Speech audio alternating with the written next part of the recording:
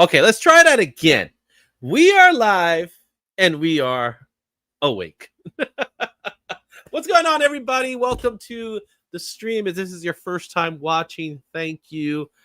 This is going to be a fun one. We have a year-end top 10 list that we're going to showcase today. We're going to be doing the trending list. We're going to be doing what's new. There's a creator spotlight that I'm really excited to talk about with you guys. But you guys know him already. He is part of the channel already. He is my co-host. It's official. He is the co-host of the show. So let's go ahead and let me see where I could bring him in, because now I gotta find it. Now I lost it. You see, this is what happens. All right, let's see. Where is this thing? What's going on here? Yeah, where is it? See, I lost things. I think I might have deleted it. Uh-oh. I might have. Oh, nope, there it is. Let's bring it.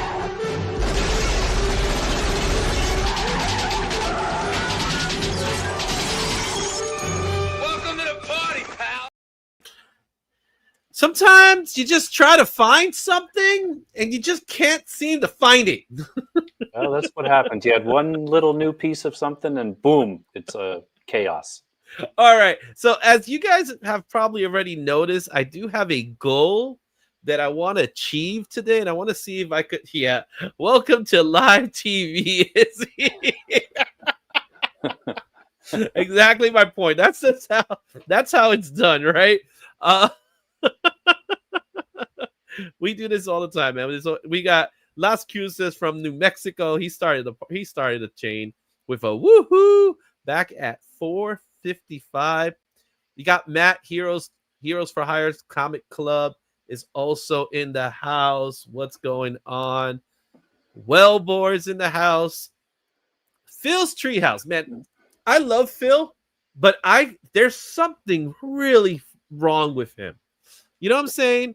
The guy needs some help. I love him to death, but he needs some help because he started this whole little conversation with Wellbore. We got knee slap. We got oregano, 49ers. Do you have? What's going on here? Like, does Heinz have ketchup?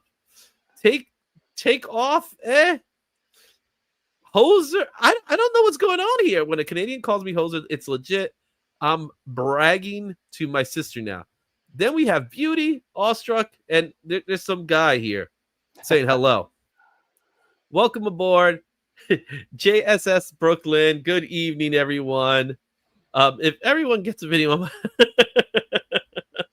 and yes, we have a goal alert. So right now, we've definitely achieved some of the goal already. So we've had 2 goals in there.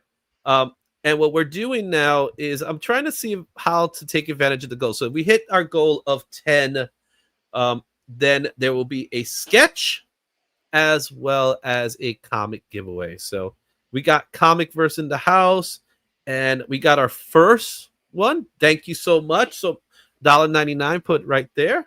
Thank you so much, JSS. And IzzyVerse is also. Let's hit that goal of, let's end the new year with a bang. You know what I'm saying? What's going on? Eli is also in the house. And we got technically a new member. Tony, what's up, Tony? Welcome to the channel. Let's get those media assets in. So you guys know how this works. Tony, you get...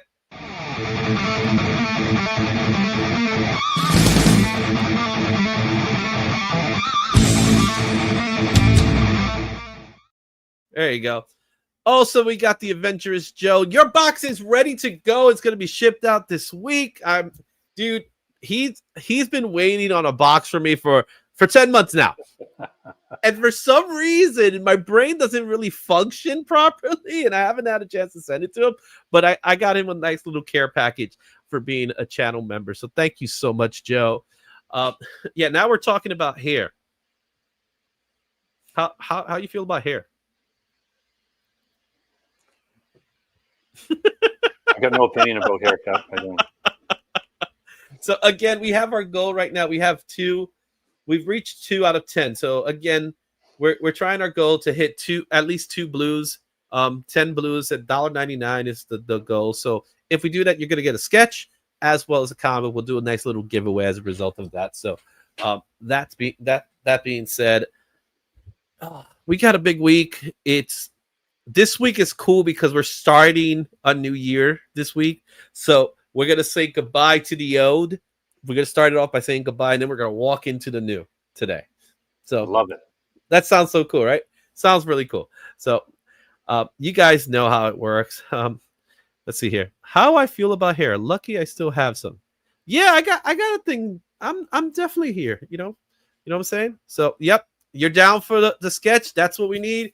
We need 8 more people to put in at least $1.99. That's the minimum to get. You guys want a sketch? I've been having a blast doing these sketches lately. So throw it in the go, and that's today's goal for today. Okay, I'll have fun with it as time keeps going on. But we're 10 minutes in. It's time to talk about those trending comic books. So it was a good, interesting week to talk about what's trending. A lot of similar faces, but what we need to find out is, did Jeff and did Crypto return to the How list? heavy is the animals? You know what I'm saying? Animal presence. So you guys know it. It's time for the Comic Heat Index right now.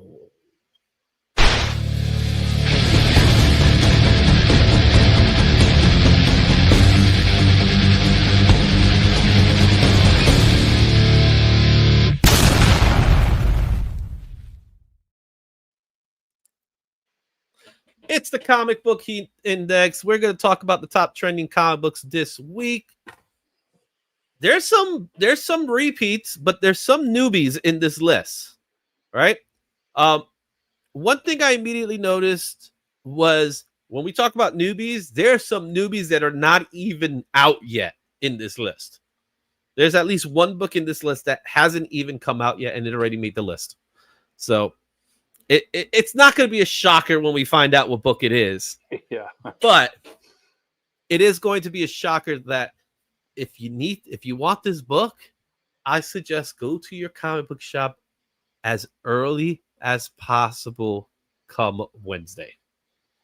That's my suggestion. And luckily for me, I contacted mine, Midtown Comics, and they're going to be open at 12 noon.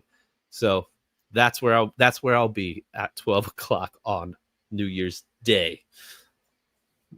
So let's take a look at the list. You guys already know how this list works. If this is the first time you're watching this list, I take a combined top 10 list from Key Collector, CBSI, and Cover Price. I put them together. I also include the sales increase, so I base it off of the 30-day sales numbers, as well as hype and the fair market value of the book. This week, Key Collector did not release a trending list. So we're only basing it off of Cover Price and the CBSI top 10 list. And we ended up getting the list that we have today, which is still a pretty good list. I kept checking. They didn't update it. It's strange. They didn't update it at all. And it's, you would figure they would have had it by now. And they usually do. They usually have it by like Sunday, the latest. But this time it didn't happen. Okay. And yes, Lobo Keys will be going up again. Oh, Lobo didn't make it to the list, but we'll talk a little bit about Lobo. It didn't make the list this week. Next week, you're going to see Lobo. I promise you, we will see Lobo in this list. I immediately called somebody. I said, it's official. And he's like, what? Jason Momoa is going to be Lobo. They finally made the announcement. So they had to do that. I mean, eventually, look at him, right? and look at Lobo. They had to. It's a no-brainer, right? What's up, Bobby De La Ghetto? How you doing, my man? Again, for the 21 people that are currently watching, we are doing a goal today. If we get 10 goal, if we hit our goal of 10 super chats, then we're gonna do a sketch giveaway in comic book. It's gonna be fun like that, and I'll make sure the comic book's a good comic book. I'm not gonna give you no throwaway comic. I'll throw in something really nice there. So I'm sure I'll do it, and you might get some more stuff. Who knows? I'm just one of those guys. Back to our top trending list. Let's go ahead and find out who's number 10. It's the Hulk. Red Hulk #1 came out 2008 from Marvel Comics. This book is at last sale was $85. Fair market value of this book is $77. 9.8 is going for about $296. As I mentioned before, Key Collector did not give a list this week. CBSI, it was number 8 on their list. It was number 14 in cover price. Sales volume is at 36% increase. I'm going to say the hype level is medium because we're not just there yet. I think in February, that medium is going to turn into a high once Captain America movie comes out. Especially if it comes out and it's good, like it's a good character, it's a good movie, then everybody that's kind of sitting on, like I have this book, it's in my pile to go for grading. And I would part with it, but I would part with it at the right time. So this is one of those rare occasions where this is a cameo versus a full first appearance. The first full appearance is issue 2, which doesn't go as much as this one. What you say? Cover. It's all about the cover. I was gonna say that it's all about the cover. This is the rare occasion where the cover outperforms the actual appearance. And I've had this conversation before. You've got a #1 issue. You've got an awesome cover. It's a good cameo appearance. Let everybody argue if it's cameo or not. I can't remember exactly how many panels he's in, but the market kind of has decided, like you said, this is the one to get. Yeah. I'm happy I have my cover. I have mine signed by Jeff Loeb. It's not graded, so I do plan on shipping it out. I also have issue 2, and I have that signed by Jeff, and that's been graded. It's sitting with CGC right now. They're just waiting to send it out to me. So who knows when I'm going to get it. I'm pretty sure I'll get it in 2025 now. Yeah. All right. So the Hulk #1, that is at number 10. Let's take a look at what's number 9 in our list. A book that was in the list last week is still on the list. Captain America 180. This book came out way back in 1974 from Marvel. Fair market value of this book is $36. 9.4 is going for $237. It last sold for $25. Number 5 on CBSI, and that's really the only list that it's on. The reason why it's in number 9 is really the sales volume is increased 82%, and the hype level is medium. This goes right alongside that Hulk #1. This is Captain America spec. The difference between this one and the Hulk is this has more to do with Steve Rogers and what's the expectation of who he's going to be. In this one, we have Steve Rogers turning into No Man. Yeah, this is one of those books for me that I kind of just, I don't have any real interest in picking it up or trying to track it down. I don't think that the longevity is there on it. I totally agree with you on that one. I don't see a No Man story happening right now. Especially since we're trying to pick up Falcon as becoming the new Captain America, and I think they're failing miserably on that, especially now that they mentioned Steve Rogers is returning to some capacity. For sure. That should have been tight-lipped. They should have not said a thing. They have the means to keep it quiet. However, they wanted to share that information. They want to let people know that, Secret Wars Doomsday, well, not Secret Wars Doomsday, Avengers Doomsday will eventually have some form of Chris Evans in it. And now everybody's speculating who he's going to be. Is he going to be No Man? Is he going to be the Hydra agent? Right now, this is the book that seems to be the hot book at the moment. And I'm with you. I don't think it has the potential. One more leak with information that leads it to a different direction, and this book is going to be back down to where it was before all of this hype. All right. Going back to the chat here, I see my good friend Kenneth Bird has made it. Welcome, Kenneth. Let's see here. The Marvel's Legends new MCU Red Hulk figure is already showing up at GameStop and EE and Amazon. I'm not sure what EE stands for. Are beginning to ship orders. Okay, cool. All right. Let's see here. I want to see if there's anybody else new no, right now I don't see anybody. So proceed with caution for this one. Yes. That's my take on this. Let's take a look at the book that falls under number 8, and that is DC All In Special number 1. This book came out not that long ago in 2024, just a couple of months ago. Book is ranging about $5-6, and 9.8 is going for about $90. 9.8s are out. It is trending list number 13 in cover price. This actually has a high sale value of 188%, which brings its hype level to a high. Yeah, as more people kind of get involved in the absolute universe, all that stuff with all those books coming out, I just filled out my previews, and there's so many. You got Flash, Green Lantern, Green Arrow, all that. People are starting to look back. Okay, where did all this come from? Where are their first appearances? And it's that book. Well, this was a sleeper, right? When it came out, people didn't go crazy to pick this up. They went to pick it up after Absolute Batman was a hit. And then they started saying, oh, this book is important. Now, it's still relatively inexpensive. It's not an expensive book to pick up. No. You know, $5, $6. I want to say you'll probably find it for more like $10 out there. So if you do find it for $5, grab it. Yeah, it's a modern DC book, so I don't think that the value is going to go too crazy high on it. But it is good to have if you like the Absolute Universe and you kind of want to see where it started. I would pick it up. Yeah, exactly. And Joe is letting us know that EE is short for Entertainment Earth. Thank you so much, Joe, for that one. And we got Phil Spencer in the house. What's going on, Phil? Welcome. Okay. So that's number 8. Let's take a look at what's number 7 on our list. Deadly Tales of the Gunslinger Spawn, number 1. The Todd McFarlane 1 in 50 black and white variant. This book was in our list last week. This book is brand new, so there's only. But look at the last recorded sale; it's actually increased almost $100 from its last week's number. So last week's number was about 150. Now the last sold was $251, and the fair market value of this book is at $225. There's no reported slabs. It's a new book. It's number 6 on CBSI. It's number 2 on cover price. The sales volume has increased 30%. I'm going to put it as a medium hype for this book because, again, it's about Todd McFarlane cover. It's Spawn. It's a ratio. It's a 1 in 50 incentive. So there's a lot of things that put it in there.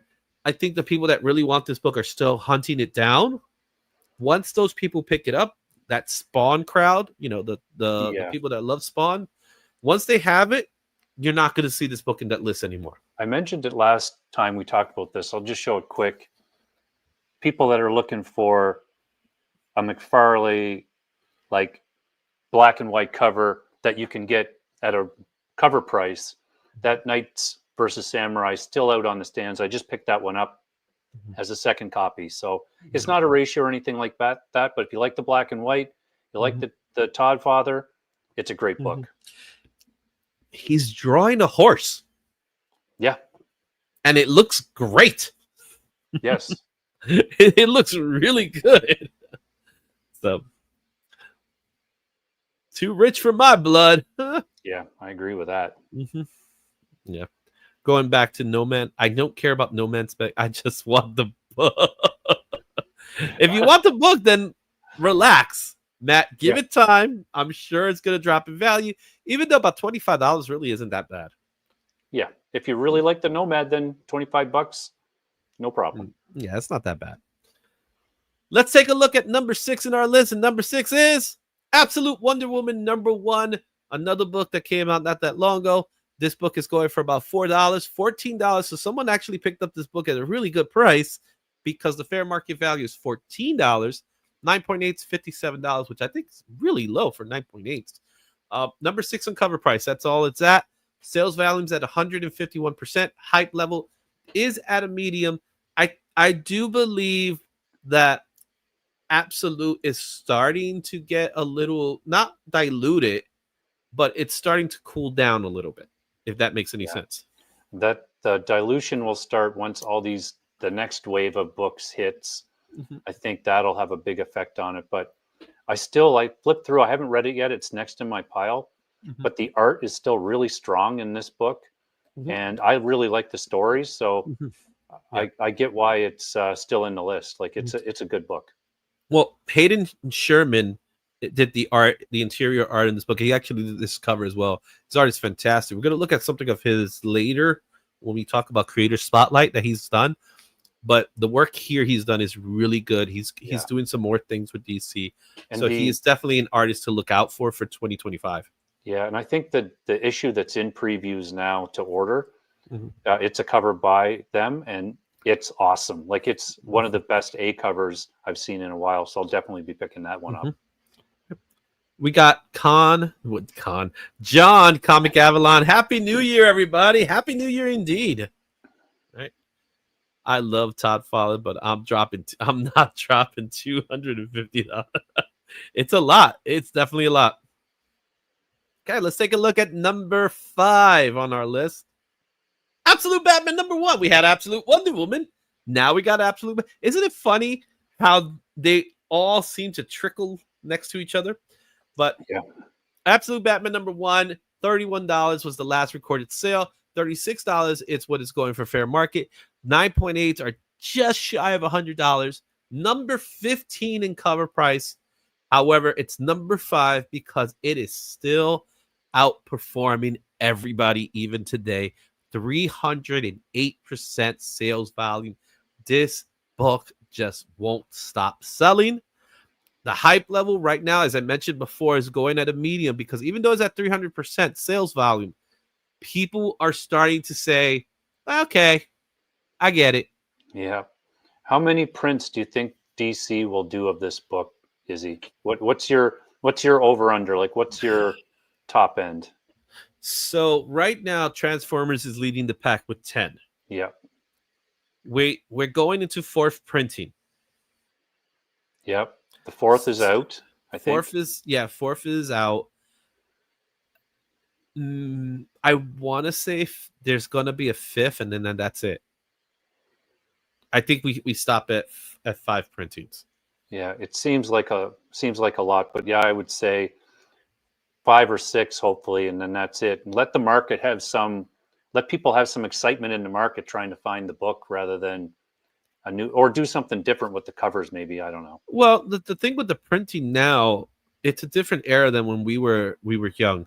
When a second or third printing would come out, those books were considered second place prizes. Oh, yeah, 100%. No one cared about them as much, and now people hunt out these second, third printings more so now than they do for these first printings because they're like, oh, they're more scarce than the other ones, and there's some truth to that, of course.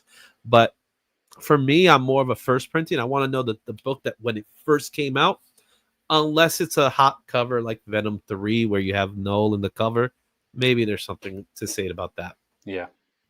Mm-hmm. So Absolute Batman number 1 is at number 5. Let's take a look at what's number 4. There he is. Hey. Jeff is still on the list, guys. Yahoo! And it's the one I have. Sweet. It's Jeff, the IzzyVerse number 1. This book came out in 2023. $25 was the last recorded sale. Fair market value of this book is at $22. However, the 9.8s, we haven't seen an increase of sales for this book just yet. I do think that number is going to change soon. This book is super hot right now. Cover price is at number 8. Sales volume, this book's at 90%. And yes, it is still really hot. Jeff is hot. People love that little guy. I've been talking to people a lot about Jeff, and I've been explaining why I personally love it. I think Jeff is a character that's going to transcend for other fans. Fans are that children who love Jeff are going to get into comics because of Jeff, and that is a good thing. I believe anytime you get a new generation into comics, regardless of what kind of comic it is, I do believe it helps the business. So, yes, I love Jeff. Yeah, and I totally agree. If you can get new people finding a comic book store, a local comic shop, and going in, and they start to find, oh, like, what's that? Where did he first appear? And that person that works there can have that conversation. I think you've got some new customers. So I totally agree. Yep. And let's take a look here. So Matt, they're printing super is more point taking from what we mentioned earlier. Then you have, there you go. It's Jeff. He's right there. Hashtag Jeff Mania. I'm down with that. Remember the first cover appearance is fun one to find. Yeah, the first cover appearance of Jeff was a fun one to find. It's not exactly a great cover, unfortunately, but people are going to be hunting that down. All right. And Izzy super excited over annoyingly cute little land shark. And I'm I love Jeff, bro. I love him. Love him. So, and then Tony's rocking the ponytail. Look at that. So there you have it. It's Jeff. The IzzyVerse #1 is at number 4. Let's go ahead and take a look at what's number 3. A book that was number 1 for 2 weeks has finally been dethroned. And that is Ultimate Universe 1 Year in #1. This is the spoiler variant featuring Ultimate Wolverine in the cover. This book is going for $18 fair market value. 9.8s are already going for $58. But the last recorded sale of this book was $9. It was number 7 in CBSI, as well as cover price. And similar to Batman, Absolute Batman, the sales volume of this book is extremely high at 262%. That means this hype level is high for this book's sale. Yeah, I think we're in the eye of the storm almost now with this book. It's just the kind of the build for Ultimate Wolverine coming out, and I'm not sure what week it releases in January, but it's all building towards that. And if that book is good and strong and draws people in, then this book is just going to keep going up. I agree. And what's great is the strategy, right? Let's build anticipation. And that's what this month really is an anticipation for this book that's coming. And the marketplace is they're gearing for it. They're preparing for this opportunity. Yeah. Also, because the FOC is out. It's already been ordered. So Yep. the FOC is out. So the book's coming very soon, very shortly. That means that this book is going to be hot. So yep. There you have it. The other book to watch if you're, an Ultimate Wolverine fan, or you've got this book and you wanted, is that Ultimate XMen book. I think it's number 6 or number 8. Number 6. Yeah, it's number 6. That's the one that's kind of no one's really paying attention to that much yet. And that book you can probably still get for cover price. That's one of those books that I have to say you have to you have to be cautious about that book because there is an image of someone in the background in the last page that's just hanging there in the shape of an X, similar to the Uncanny homage, and people think it's him, but we're not certain it's him. Yep. So it hasn't been revealed just yet. But what is cool is thank you for the $1. I do appreciate the $1 for the show. So let's give him a little thank you here for supporting the channel.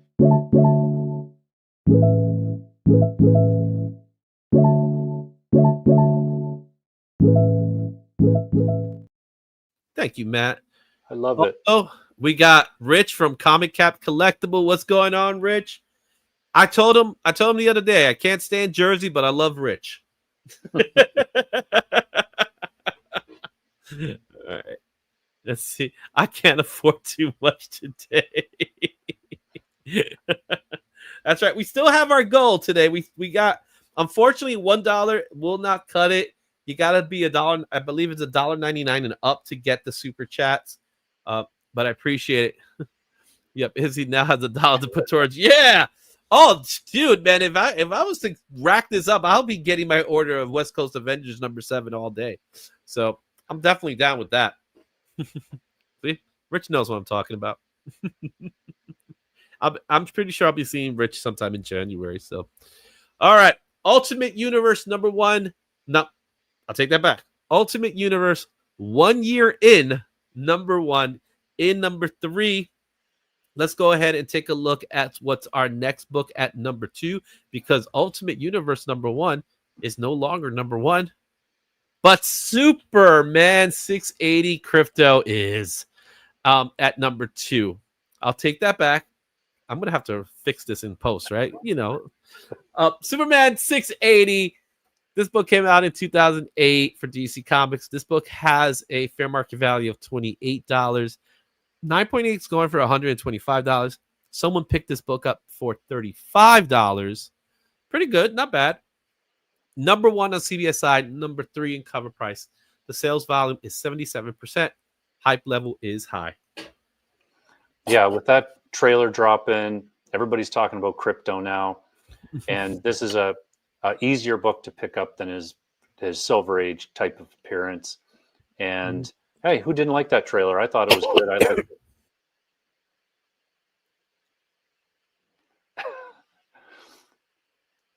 Oh, your mic cut out again there, Izzy. No, that was me this time. Oh, okay. I just muted because I was coughing there for a second. Right. There we go. No, you got it. We got the $2. So we're 3 into the goal. Thank you so much. 30 people are currently watching. Let's give him another one. Let's see what else we could give him here. You know what? Since I've been coughing, I'll give him a Keanu.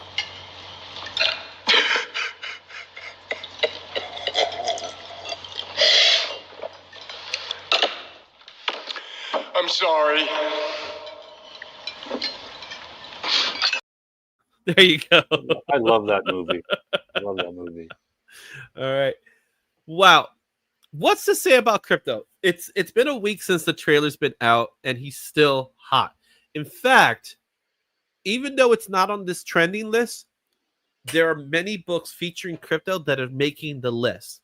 So be on the lookout for those books. There's another Superman book that's there. His first appearance, I guess it's too much for certain people, but the books that came out in the early 2000s are the ones that people have been tracking down and picking up. Yeah. Yeah, it's just easier. I think those ones are more attainable for most everybody that's going into a shop, and the other ones are a little bit more difficult, that's for sure. This one's hot because of Alex Ross. I'm sure it has to do with the Alex Ross effect. Yeah. And what's going on, Nerdy Geek? How you doing? Okay. It's now time for our number 1 book of the week. Last week, it was Ultimate Universe 1 year in. This week is Return of the Living Dead number 1.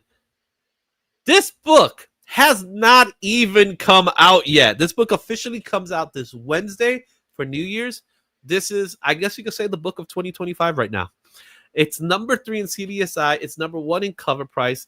The book is already selling at $13 on eBay. I don't get it. And people are already pre-ordering for 9.8. That's $60. It's crazy. I was telling you before this started, I called my shop when I saw this, and I'm like, hey, did you guys order this Return of the Living Dead? And I sent a picture of the cover, and I just got, ha, ha, ha, ha, ha. Yeah, right. So I remember doing something similar for that about a year or two ago for a book. I think it was the first appearance of Spider-Boy. And I called the shop, and I ended up talking to the owner, and the owner did the same thing. He says, if you mention that book, I'm hanging up. And I said, well, do you have this book? And he said, click. This book comes out from American Mythology Production, so it's a indie book. It's as indie gets, guys. It has this. Yeah, go ahead. Because we've seen some DC covers from Spears, and where I thought there was going to be a little bit more hype around them, there's been a couple like the Ratio one, but it's really these independent horror covers that seem to be where the market is drawn to. It's very interesting. I agree. And Return of the Living Dead, Night of the Living Dead, that franchise is one that people love. Yeah.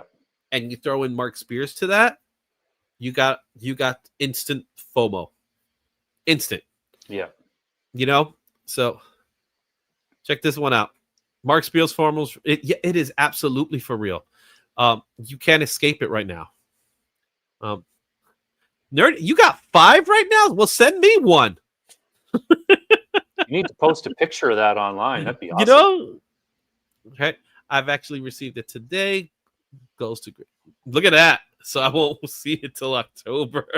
Oh, I know what you mean by that. So this book again, like I said, it's number 1 right now. It is the hottest book of the week, and it hasn't even come out yet. That's how big of a deal this book is. And for cover price, that's today. They released it today, so I can see them being hot. But for CBSI being number 3 on their list, and the book didn't even come out yet, that's a big deal. That means there's this white hot demand for Mark Spears covers. And I agree with you. I think it has to be a marriage of horror as well as Mark Spears in order for it to get that seal of approval or something like that people say, I need this book now. This book is probably drastically underprinted. Yes, I'm going to go on record now and say this will be number 1 next week too. That's my guess. It's unless some main man shows up. Yeah. Yes, that could be. I'll put him at number 2. So I think there will be a battle between this book and Omega Men 3. We will see Omega Men 3 in this list. It's almost guaranteed that it'll be on the list. Yeah. Especially now that the announcement has been made that Jason Momoa will be playing Lobo in the Supergirl movie that's coming out, which it's going to be interesting. How much screen time is he going to actually have in that movie? That's what my curiosity is going to be for that movie. So there you have it, guys. Just to remind everybody, we do have a goal to achieve today. We have about an hour left into it. So we have 3 out of 10 to achieve a goal. And if we achieve that goal, then I'm going to do a giveaway for a sketch in the comic book. We'll do a really cool comic book and a sketch to go along with it. Whew. Let's see here. I wish everybody here tonight Happy New Year. God bless everybody. I hope you all make a lot of money for next year. Thank you, Ken. Same to you. All right. Omega Men 3 will be on the list next week for sure. Absolutely. You know, I have Omega Men 1. You know how much that book is worth? 50 cents? The same price that it actually says it's worth. There you have it, guys. Anyway, there's the list. Number 1, Return of the Living Dead by American Mythology Productions, a book that if you're lucky enough, go to your comic book shop on Wednesday and see if it's still there for cover price. You gotta have to go there early to get it, though. So we'll see you guys there. All right, with that said, it's now time to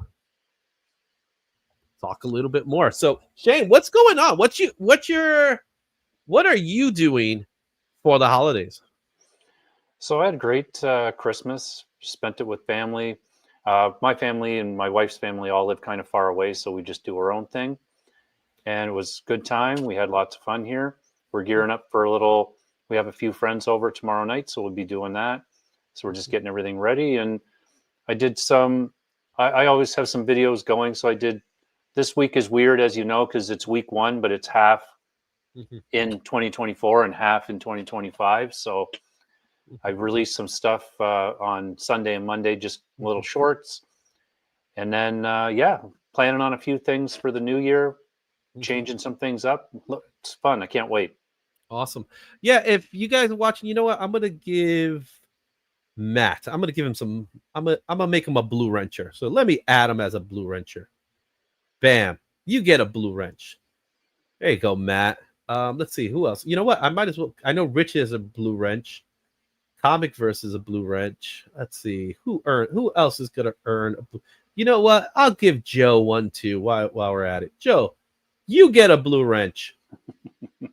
There we go. And let's see. There's somebody else I wanted to give a blue wrench to. Should I give Phil Treehouse a blue wrench? I'm afraid. Let's see. Oh, you know who needs a blue wrench? You need a blue wrench. There you go. Oh, good. Now you got a blue wrench. I didn't give you a blue wrench. I figured you should have gotten a blue wrench. Oh, it's probably because I have my phone right beside me here, so I have to comment on that. So I want to remind everybody, I do have a goal. I'll be telling you this all day until we reach that goal. We need 7 light blue super chats. They start at $1.99. If we do it, we'll do a giveaway for a sketch and a comic book. That's how that works. There you go. So, guys, if you didn't have a chance, have fun with the blue wrench, but be wise, or else you will lose privileges. Okay, don't be putting no spam on my channel. It is time now. We said we were going to talk about it. We're going to talk about the Hot 10 list that came out this week for CGC and Key Collector. These are books that they consider to be the top 10 of 2024. Do you have some of those books? Let's find out.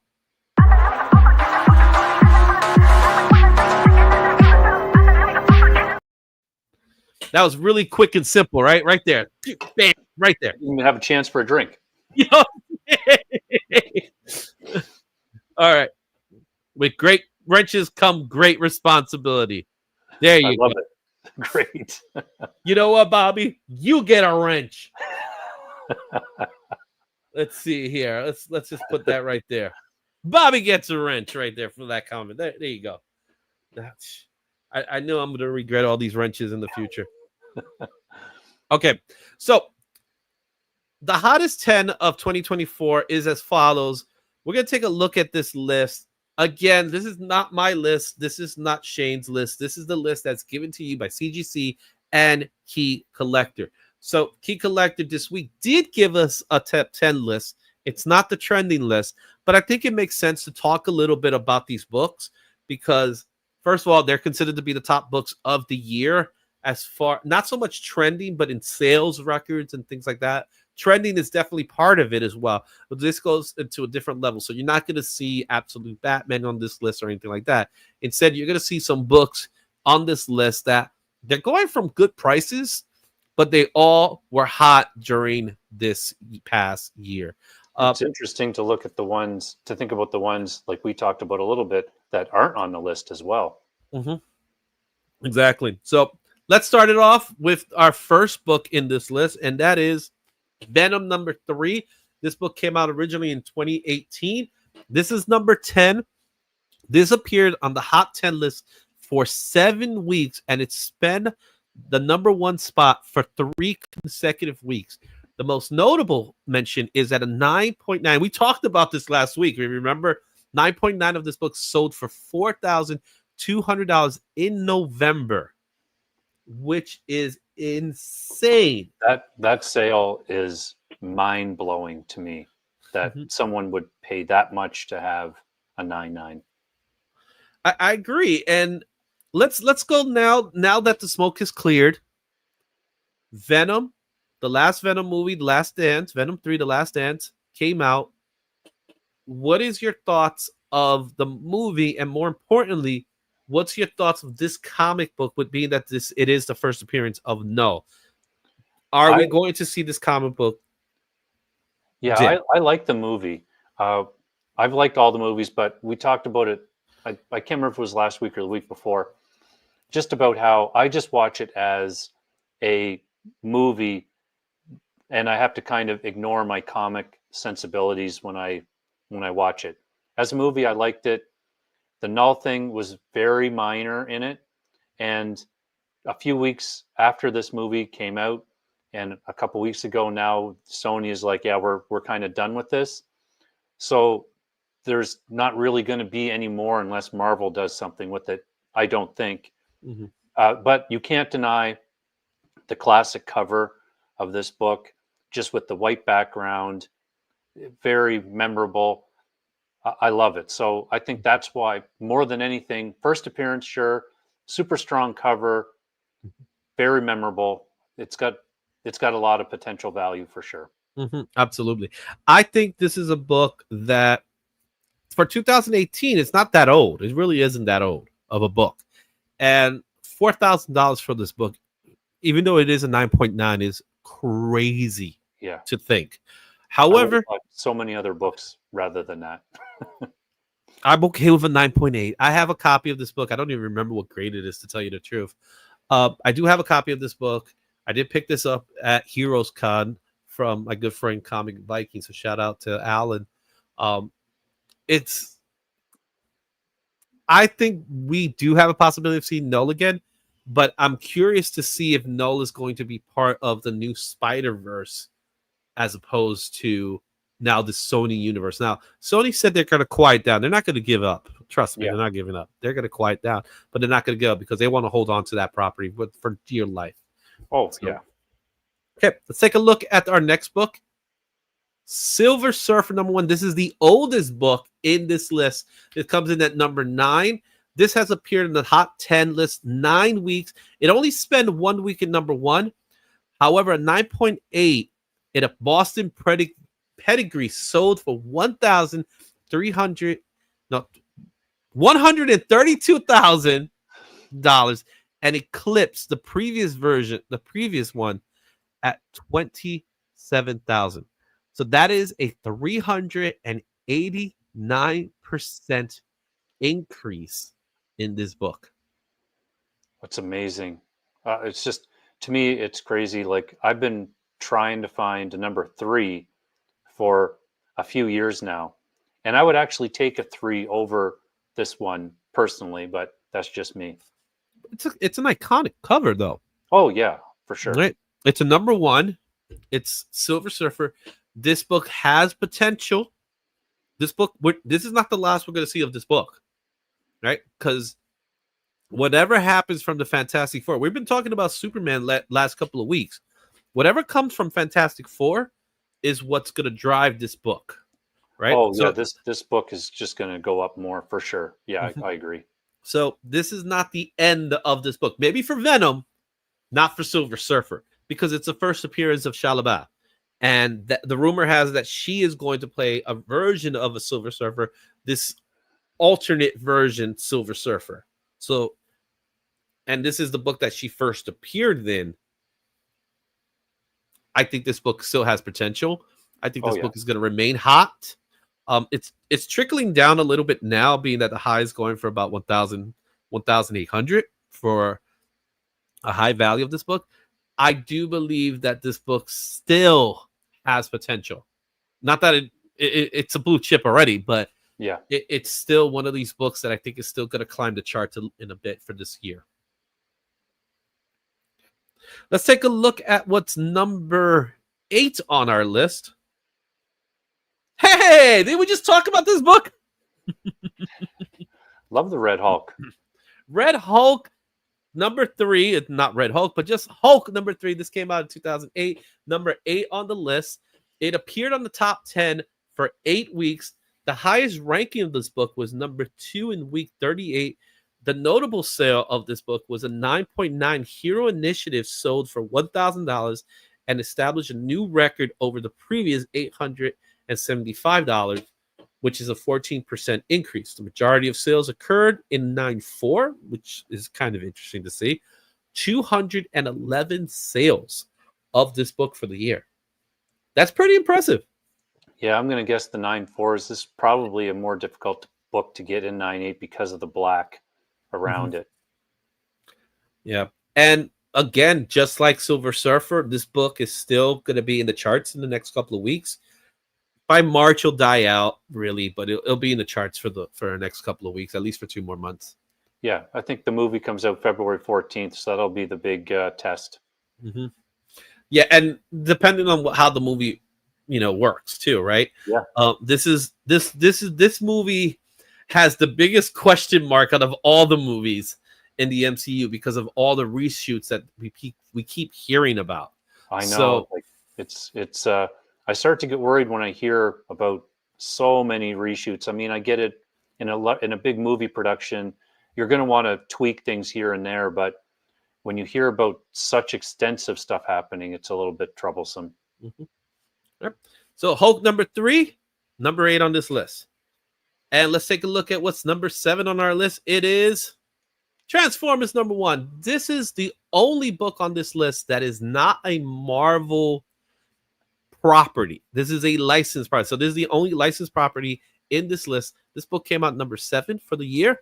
It appeared on the Hot 10 11 weeks, and it spent 4 weeks at number 1. The notable sale is a 9.8 Canadian edition sold for $3,899, outselling the previous high of $2,425 that was set in 2020 during the boom. That's a 61% increase. Go Canada, eh? Hey. I have this in the reprint, and so I was reading it, and I don't think I've ever seen a book from this era with more text in it than this. Really? If anybody's ever read it, it's hilarious. Mm-hmm. There's parts where there's a spread in the middle, and most of the whole thing is all just text. I'm like, wow, they're really getting stuff out here. Do you recall who wrote it? I can't remember off the top of my head. I'll look it up. Okay, I got the information here. So let me just do a quick scan. So the actual artist of the book was Bill Sienkiewicz. I only thought he did the interiors. Wow, he did the exteriors. Wow, I didn't know. Bill Mantelo. Never really heard of that name. Interesting. But I didn't know Bill Sienkiewicz did the interiors as well. So that's interesting to see. This book is the rare gem of it came in a perfect storm.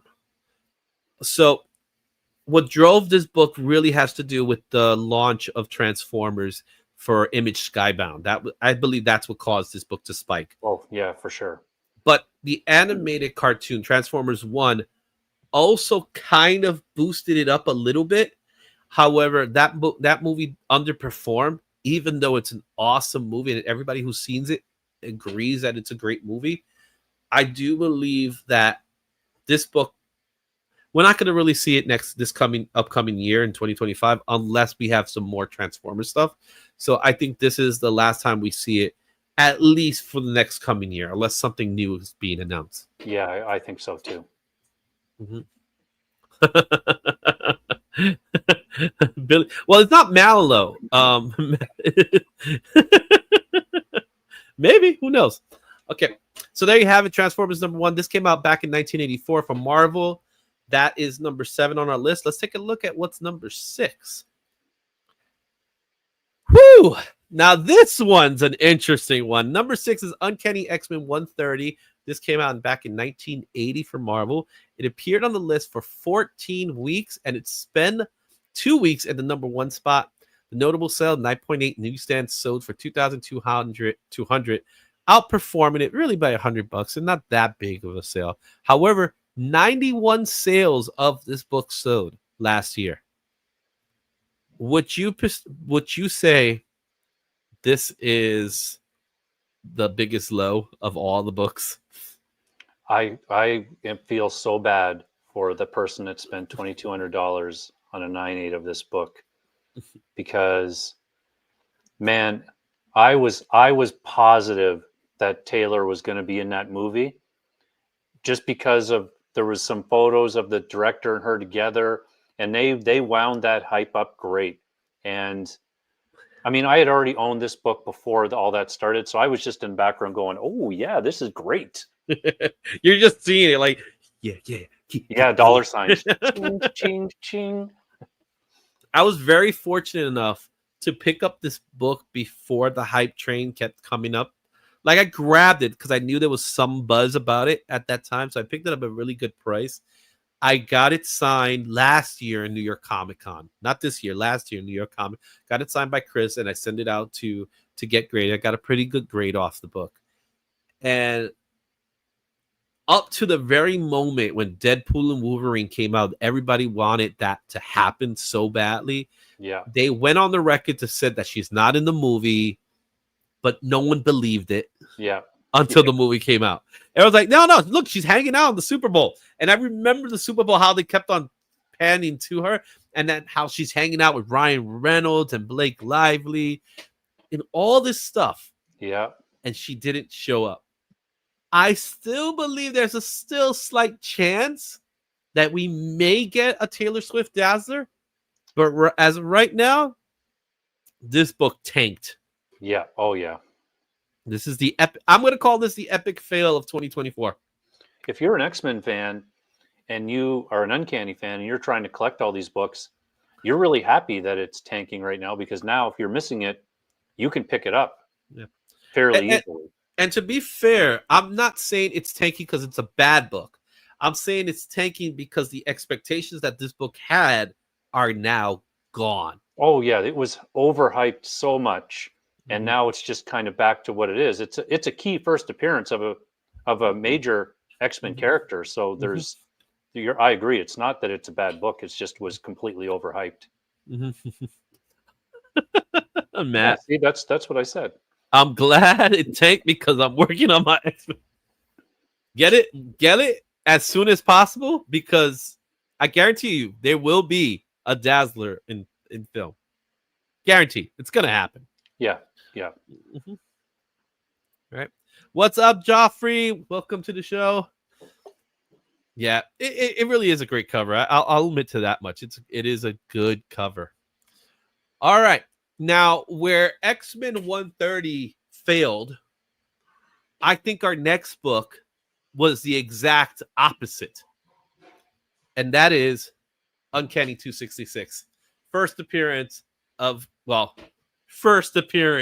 Gambit. Came in number 5. Didn't cause a riot or anything. Okay. Yeah, I know, right? It appeared at the top 10, 15 weeks, right? And the most notable sales of 9.6 with a Mark Jewelers ad, sold for $2,150 and established a new record over the previous $2,034 from 2022. The most notable sales were at 9.6 at 357 sales. This book, it's going to stay right where it's at. That's my opinion. Yeah, this is a book. I've got it as well. I think in a newsstand maybe. And it'll go and get graded, and then I just keep it with all my other X-Men, and I'm happy to have it. And it's a key book, and especially with the movie, this is a case where the movie, I think, even more boosted the book, because his appearance in Deadpool was so good, and people loved it so much. And now we know that in all likelihood, there's going to be more of that coming, which will just keep this book where it should be, going that way. However, it wasn't just Deadpool and Wolverine that also made this book climb up.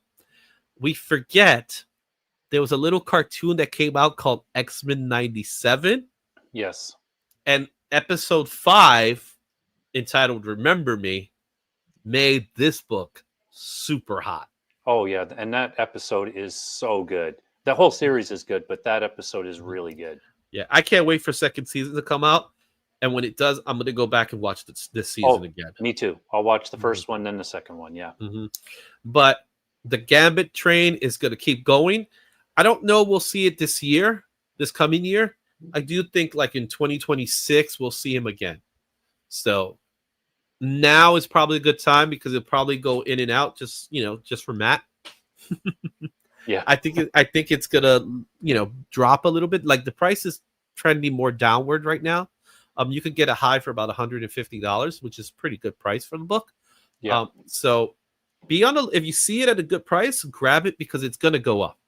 It's gonna, and don't forget the annual. Give love to the annual. You know what I'm saying? I think I have that in a 9.6 or 9.8. I can't remember what the grade is of that one. The annual is hard to get at a high grade. Yeah. Really hard. Taylor Swift is gonna be there. Yeah.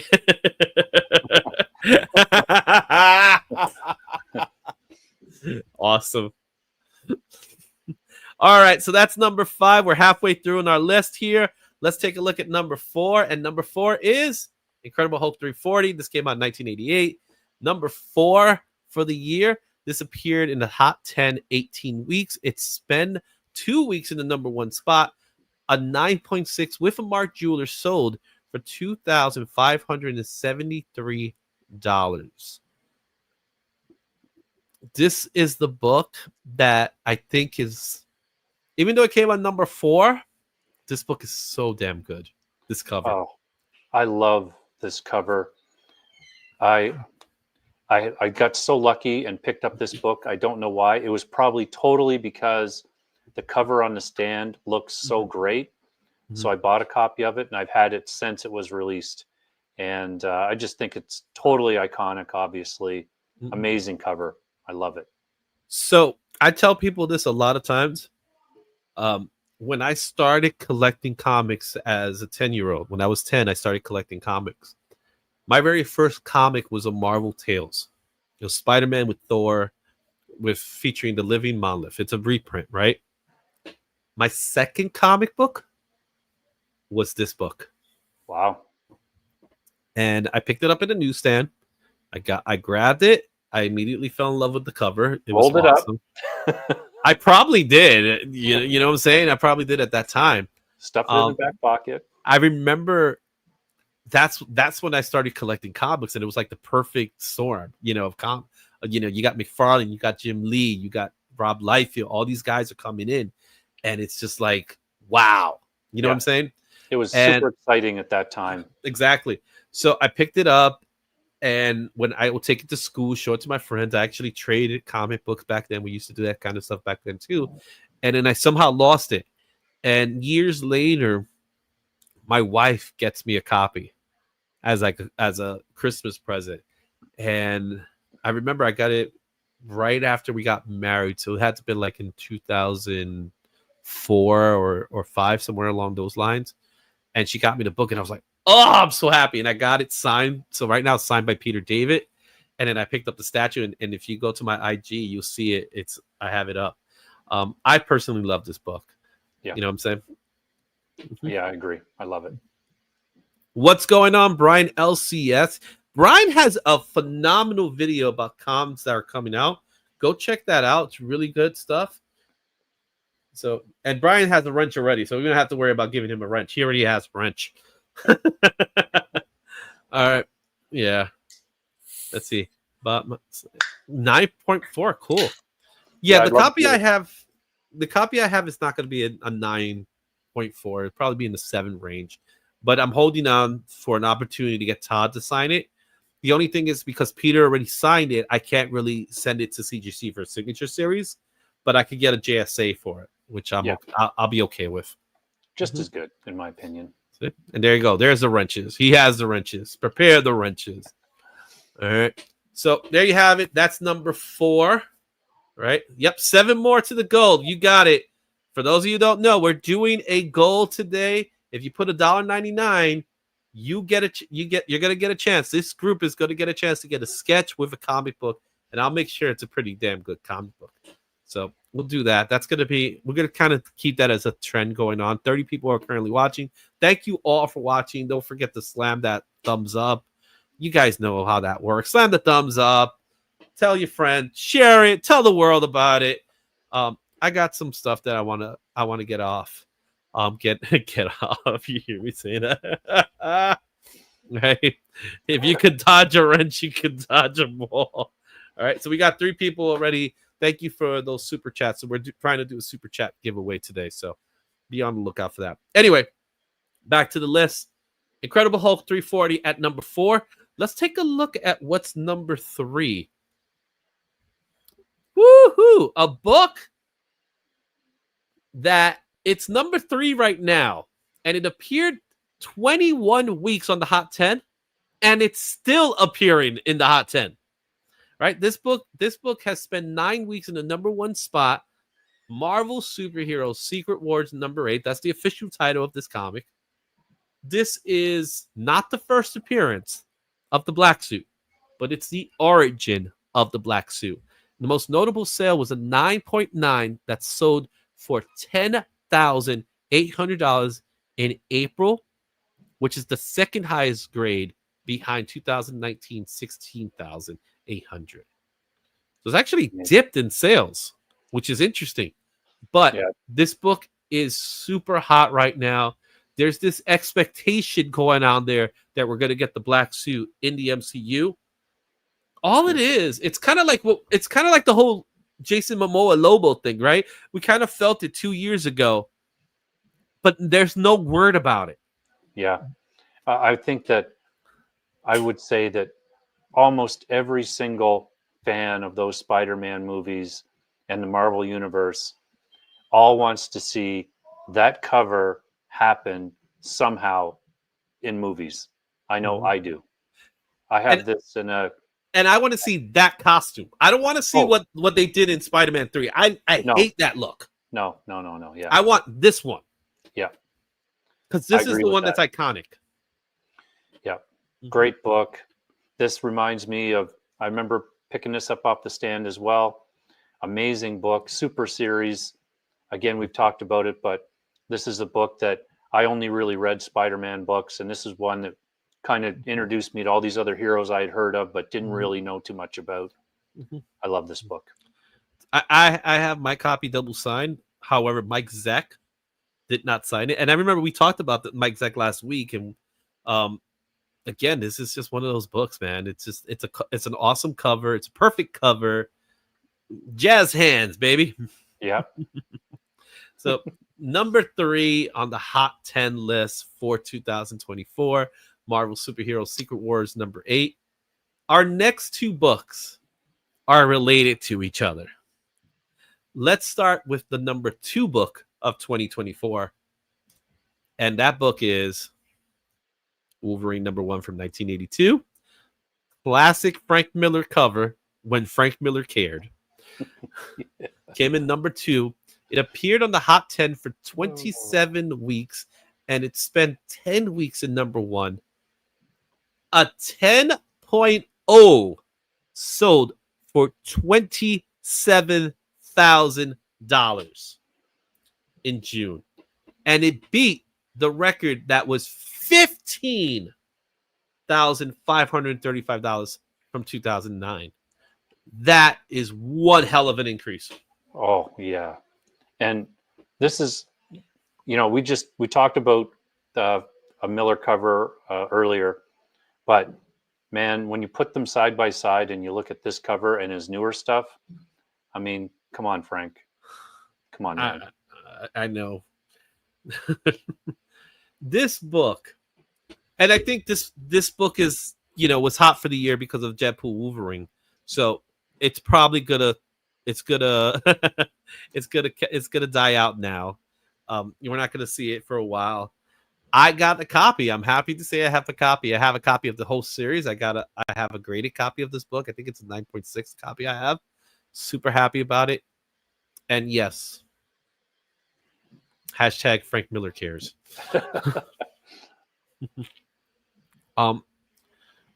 What's to say about this cover? This is an iconic cover. It's being homaged a lot lately. Yep. And again, if you look at the other cover too, the Hulk one and this one, it's just a basic colored background.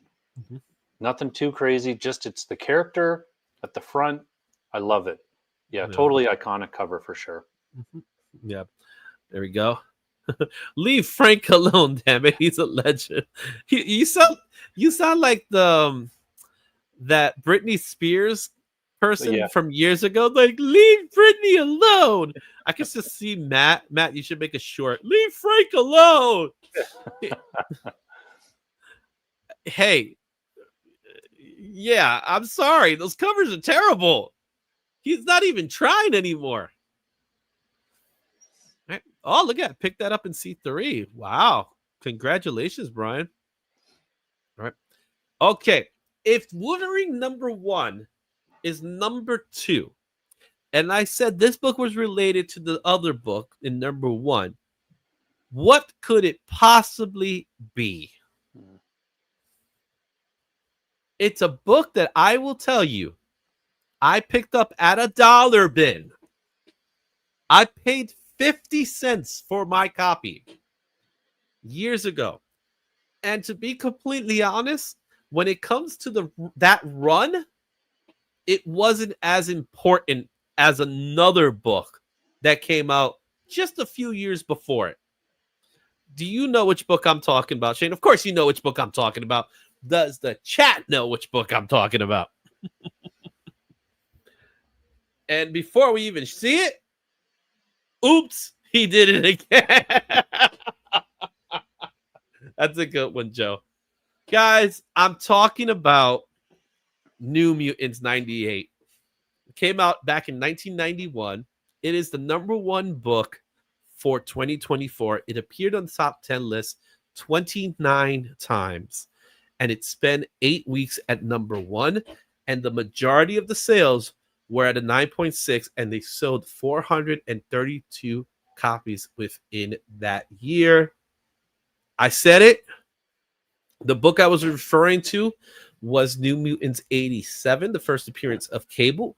At that time, that book was more in demand than this book. And this book outperformed it because of some little Canadian known as Ryan Reynolds. You know that guy? Yeah, I met him the other day. Oh yeah, I heard he's a cool dude. Yeah, that's what I'd like to think. He seems like it. Right. Tell me the important significance of why this book was in the list for that many weeks. Well, this one, great book, first appearance of Deadpool, great cover, very memorable. Again, stands out. And it's not that iconic Deadpool that everybody knows. That didn't happen right away, but it's got the iconic costume. And this is a really great book for sure. Yeah. It's a cool cover. It's an iconic cover. It's a cover that's been homaged a lot too. I remember picking this. I always remember picking this up in the dollar bin. I picked this one up. I picked 99 up. I picked 100 up, all in the same stash. And I spent $3. Got it graded. So I'm happy I have my graded copy of the book. Yeah. So. This is another one that for people that collect appearances, to go to Deadpool's second appearance, which is X-Force 2, is you can still find that in the dollar bin sometimes. Mm-hmm. Great book to grab if you're interested in appearance, because not really a lot of people are going after it. And don't forget X-Force number 1 with the card, which is, some people consider that the second appearance. Yep. So there you have it. Those are your hot 10 from CGC and Key Collector. This was a fun list. It took me down a memory road, to be completely honest, because I do have a lot of these books in my collection, which I'm really happy to say. I think I have about 7. I think I ended up with 6 or 7. Yeah. So I remember when New Mutants 87 was. Yeah, it really was. At that time, the first appearance of Cable was more important than the first appearance of Deadpool. It just was. Cable was, during that time, Cable was hot. Oh yeah. Yep. Mm-hmm. Yeah, it is a fun list. I agree. All right, let's get this out of the way. And guys, I just want to remind everyone one more time, we don't got a lot of time. We got about 18 minutes left to reach the super goal of the super chats. I should have made it longer, but then again, we've been doing this for an hour and a half now, hour and 16 minutes. Yeah. So, but we're trying to hit that marker of, super chats down. You get 10 super chats in, then we'll do a sketch and we'll do a comic giveaway today. So that's how this is going to work today. I'll keep doing it week over week, just for the fun of it. All right. Whew. We've come to the part of the show that I think is the most popular part of the show, and it's proven in my analytics. My analytics are loving the videos that I've been producing. It's time for a creator spotlight, and we're not gonna focus on an artist this time. Instead, we're gonna focus on a writer. And we did a poll a couple of days ago, and we asked you what is the hottest artist. I keep saying artist. We've asked you what is the hottest writer in this for this year, and you guys picked the guy we're gonna pick. By the majority, there was about 50 votes last I checked. I think there might be a little bit more. So let's go ahead and let's do a creator spotlight.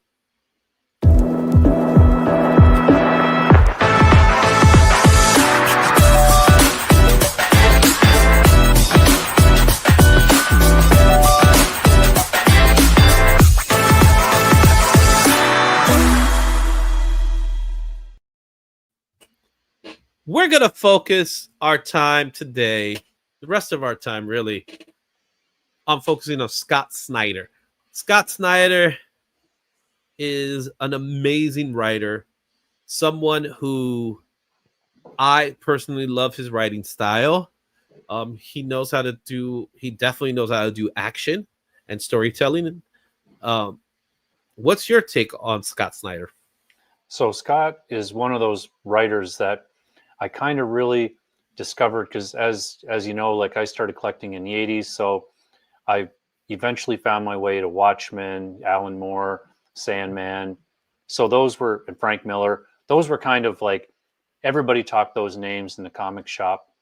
And then I kind of went off into different things, and I was reading comics and starting to pay attention to who was writing them.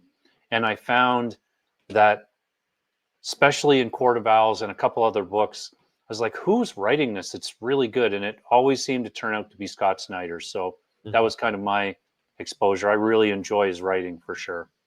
He's finally getting to that level, I think, where he's not quite there yet at legendary status.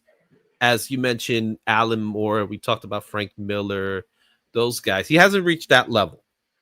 He's getting there. Yeah. He's definitely getting there.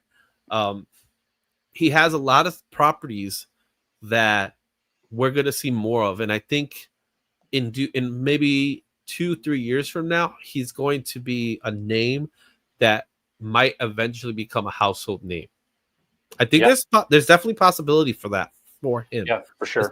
Especially with some of the books we're going to talk about. So for this list that you're going to see, there are books on this list that are very inexpensive, but they're worth grabbing now. I'm telling you, because it's extremely important. It's worth grabbing. All right. So before I do that, Joe, this is 2 weeks in a row. You don't know where the poll is. The poll is on YouTube. So when I do the community poll, go to YouTube. It is in the YouTube. That's where it's at. And I put it on some of our chat groups as well. So pay attention to it. I do it every week. It's there. Scott Snyder is amazing writing. You know, it's true cause. Right? Do you know who his dad is? Who is his dad? Yeah, no, I don't know. Bobby, let me know in the chat. Because I don't know who his dad is. I didn't know he had I know he had a father, but does he have a father in the industry or something like that? I didn't know. Anyway, let's go ahead and let's do the bio of Scott Snyder. All right. Scott Snyder is a celebrated comic book writer known for redefining DC Comics with his titles Batman, American Vampire, Swamp Thing, and Justice League. He penned epic events like Dark Knight's Metal, we'll talk about that, and Death Metal, and co-created iconic characters such as the Court of Owls, Mr. Bloom, and the Batman Who Laughs. Snyder's New 52 Batman run is hailed as a modern classic, while his creator-owned projects, including Witches, Undiscovered Country, and Noctera, showcase his range. A winner of multiple Eisner and Harvey Awards, Snyder's storytelling continues to captivate fans and influence the comic book industry. He's currently writing Absolute Batman with artist Nick Dragotta. As of November 2024, Absolute Batman #1 has sold approximately 400,000 copies, making it the best-selling comic of 2024. To learn more from Scott Snyder, visit his Substack blog at Best Jacket Press Substack, .substack.com. He also has an Instagram page at ssnyder1835. The guy, he's always working. He does classes for writers, so he does have a following of individual. He's really good at it. I actually sat down for one of his webinars that he did a while ago. He's a pretty good guy. Yeah, he's never been at a con that I've been at yet, so that would be cool to hear him talk for sure. So according to Bobby Delgado, he says Twisted Sister, Dean Snyder. I need to get that confirmation. If you got a link, let me know. And thank you to Nerdy Geek for that $5. That means we got 4. We definitely got 4 in the chat. So thank you, Nerdy Geek, for the $5. So with that, we gotta give Nerdy Geek a thank you. So let's give him a thank you.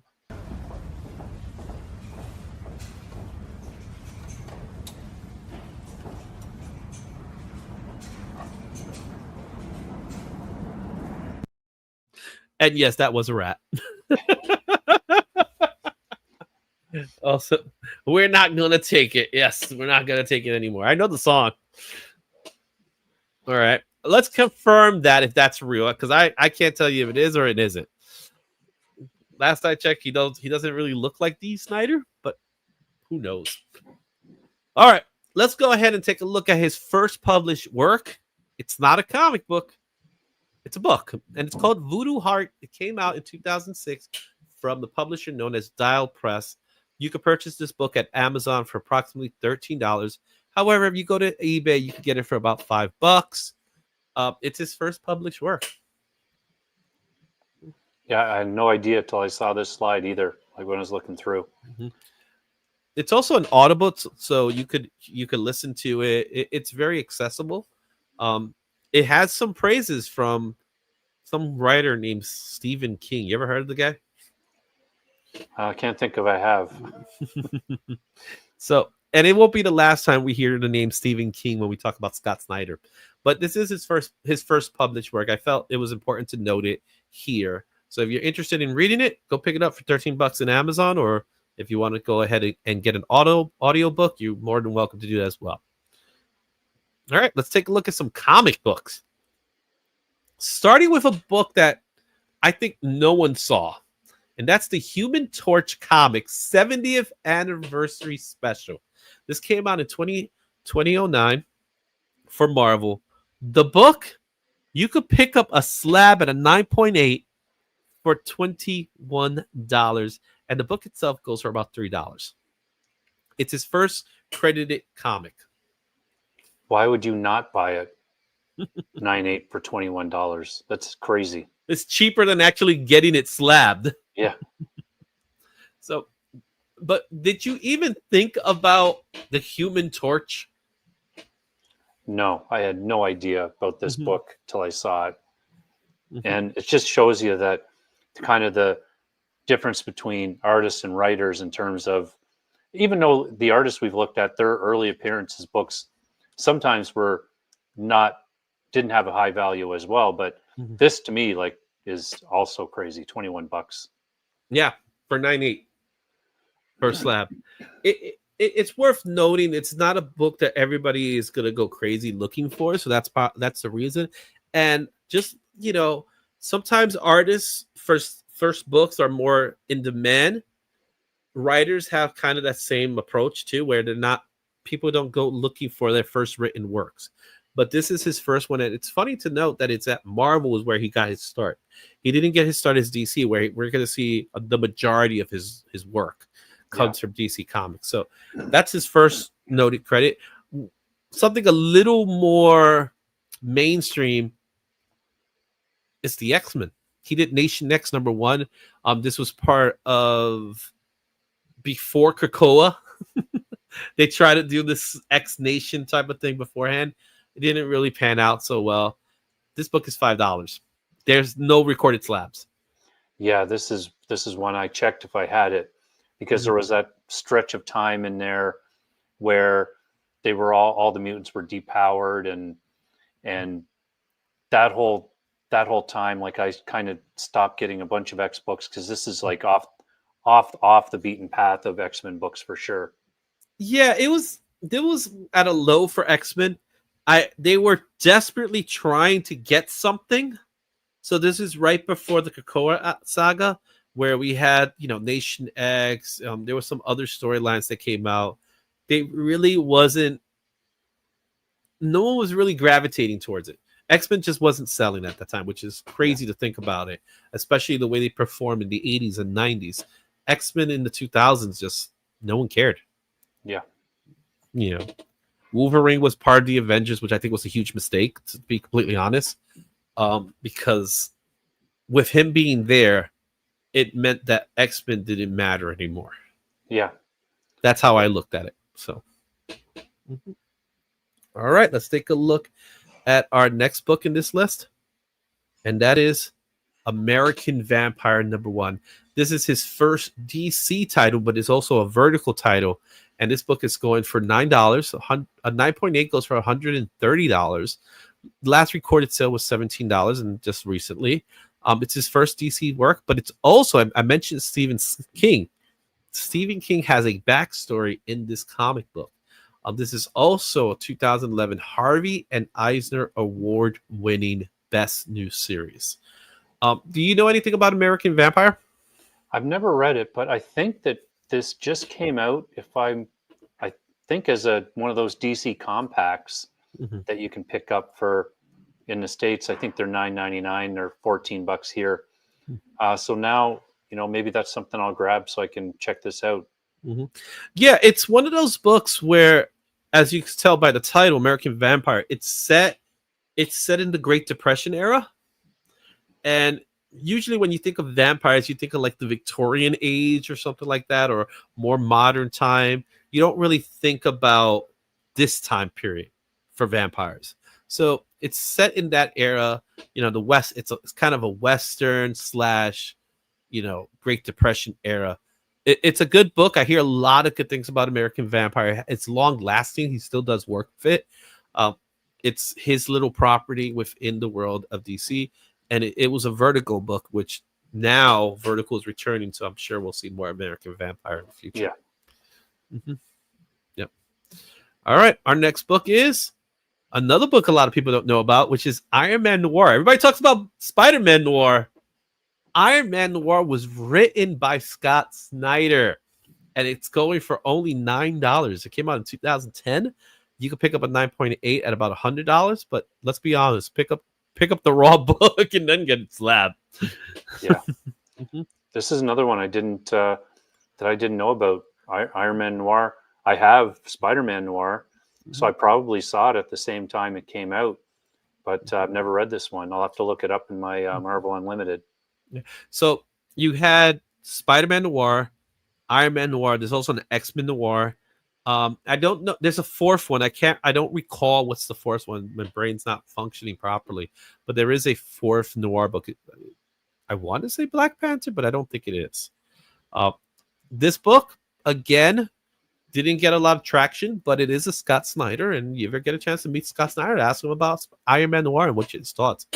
I will say this much. Now that we're getting, Spider-Man Noir in the TV series with Nicolas Cage, there's a potential here. Yeah, there's definitely a potential that we may get something to do with Iron Man. So, again, another one of these books that I think pick it up, sit on it, and who knows, you might see it increase in value someday. Okay, let's take a look at our next book. This is where Scott Snyder became an established writer, I'll say. Yeah. And that was in Detective Comic 871. This is the Black Mirror storyline. Came out in 2010. A lot of things started to click with this. You've got him writing, awesome art. So that just kind of adds to it as well. And I think because it was on Detective, which, Batman's always kind of been considered the prime Batman book, and Detective was kind of more of the secondary book. I think DC kind of let them do more, and that really paid off for which is so weird to me, right? Detective Comic Book should be the flagship. Oh, it's so good right now too. I just read the newest issue. Very good. Right. It should be the flagship title more so than Action Comics. And the reason why I say that is because the DC in DC Comics stands for Detective Comics. Right? This book has a fair market value of $20. 9.8 goes for about $77. So that's pretty fair. The last recorded sale of this book was $22. What made this book, and really what made people attract to this book, was that it had, we mentioned Iron Man Noir. This was a noir series. You had Jock doing the art, which we'll get to him in a minute when we get to the next book, I believe. and it is a true detective story, which when we come to Batman and detective stories with Batman, that's what we want our Batman stories to look and feel like. I Yeah. think the Batman movie, the last Batman movie with Robert Pattinson, was influenced by parts of this run as well. Yeah. We're all hoping for a Batman movie where he has to really figure stuff out and be that detective, like that awesome world-class detective that everybody wants. So go check this one out. This is a good $20 is still a pretty good price for this book. Very good. Now, a book that might be that a lot of people forget about is Flashpoint Project Superman #1. This came out in 2011. $4. No slabs recorded for this book. It features the first cameo of Superman Subject 1. This is based off of the storyline that will be eventually become the Flashpoint, part of the Flashpoint storyline. It was written by Scott Snyder. What's important about this is that this is Scott Snyder writing, even though it's an alternate version, he is writing a Superman story. Yeah, this is another one that I didn't pick up at the time. But I didn't get a whole lot of the Flashpoint books, to be honest, though. Mm-hmm. Yeah, it was a secondary book. It wasn't something that everybody was grabbing. Everybody wanted Flashpoint main, and this was just a addendum to it, I guess you could say. Mm-hmm. But overall, $4. You want to read a Scott Snyder story with Superman on it? Here you go. Yep. We'll get some more Superman in a little bit. This is the one I was talking about as far as Jock goes. This is Detective Comics 880. This book came out in 2011. It goes for $138 near mint. A 9.8 goes for $334. And just recently, a 9.8 sold for $306. Even though Scott Snyder wrote it, let's be honest, it's the cover that makes people buy this book. Yeah. This is one that somehow my shop didn't set one aside for me. And so I have just that one gap in there of this book. And I can't pay that much. So I'm kind of it's a pretty expensive book. I seen this book as I've seen this image on a moleskin notebook. That's how iconic this image has become. Yeah. I'm surprised it's not done as a homage more often, actually. I've seen one or two homages, but let's be honest, Bats, Joker. I don't know, maybe Mark Seals will get to it eventually. Yeah. You heard it here first. Send him an email. But I will tell you this much about DC. DC, they're very what's the word? They're very protective about their cover homages. They don't just throw them out. That's the reason why we don't see the Todd McFarlane homage as much in a DC comic. Yeah, you'll see them outside of DC. They'll do homages, but DC themselves won't really do it as often. That seems to be their MO. We don't want to do homages like that, especially with something as iconic as this one. Why sell more books? Who knows? Somebody will do an homage, right? Yeah. Here's another creator-owned property. This is Severed #1. This came out in 2011. Another Scott Snyder, very inexpensive book. This is a horror story of a road trip story that he did. So it's also his first Image comic. We'll see some more Image comics of Scott Snyder. As a writer, he likes doing a lot of creator-owned stories, and this just happens to be one of them. It's a $3 book. Yeah. This is a great one, and like you said, not his only or his last collaboration with Image. He does a lot of great stuff with Image for sure. Yeah, so check that one out. Here's another one that I forgot he wrote, and that's Swamp Thing #1. This is from the New 52. This came out in 2011. $7, 9.8, $52. It's a first appearance of Seth, which is a different type of Swamp Thing, but we do get Alec Holland in the story as well. Did you ever get a chance to read any Scott Snyder on Swamp Thing? No, I never did. This is another one that I missed when it came out with the New 52 books. I had most of the other ones too, but somehow I just didn't get this one. Yeah. Well, it's one of those books that I do hear some good things about it. I don't, it's not to the same vein as his work in Batman, of course, but he does respect the source material as far as the Alan Moore run before him. And this is one of those books because he definitely credits as Alan Moore being one of his favorite writers, and it shows in this version of Swamp Thing. All right, let's take a look at our next book. And this is the book that I think we talked about the Black Mirror book. This is the book that says Scott Snyder is a Batman writer. Yeah. That is Batman #1, the New 52. This book is going for $35, which is actually pretty affordable. 9.8 goes for $163. A purchase just happened at $26 for this book. And this starts the iconic Scott Snyder, Greg Capullo run. When you put those two together, you get magic. Yeah, and this is a great book, and you can get this whole collection in a DC compact. I just picked it up a few weeks ago. And if you like Snyder and Capullo, Image put out We Have Demons, which is a 3-issue series, which I got to talk to Capullo about when he was at the con. And that would be one that there's some stuff happening. So maybe try to find those books. There's only 3. It's only 3 issues. Yeah. Really good series, though. Yeah, I was looking at that book, too, when I was doing the research for this one. I didn't get to it because there are some other books that I think we'll talk a little bit more about. But that's definitely a book. We Are Demons is a big book. It was a Comixology original, which we'll see a few more of those come out. However, going back to this book here, this has to be a story arc that is considered a modern classic, because of what we're going to get with the Court of Owls. So this is the start of that whole arc that they did. Most notably, I think the best arc out of all the arcs they did together. Yeah. And like, this is another one of those ones where, you know, he's, for whatever reason, however he got them to do it, he got some time, and things didn't have to be settled in that Marvel way now of 5 issues and we're going to put it in a trade and we're going to reboot the series. Like, this was, you know, there was stuff planned from the first issue that paid off in the 6th and 8th issue. This great writing done here for sure. Really enjoyed it. Yeah. Let's see here. I'm trying to see it. Ended before we. Oh man, we ended the go. So what I'm going to do is I'm going to try to do a new go.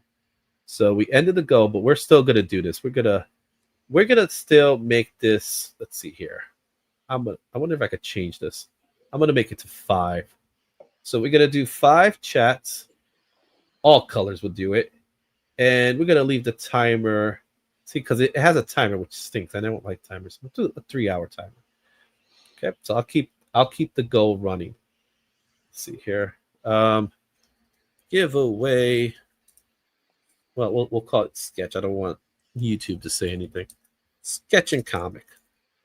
We'll call it that, and we'll start it up. So we restarted the goal.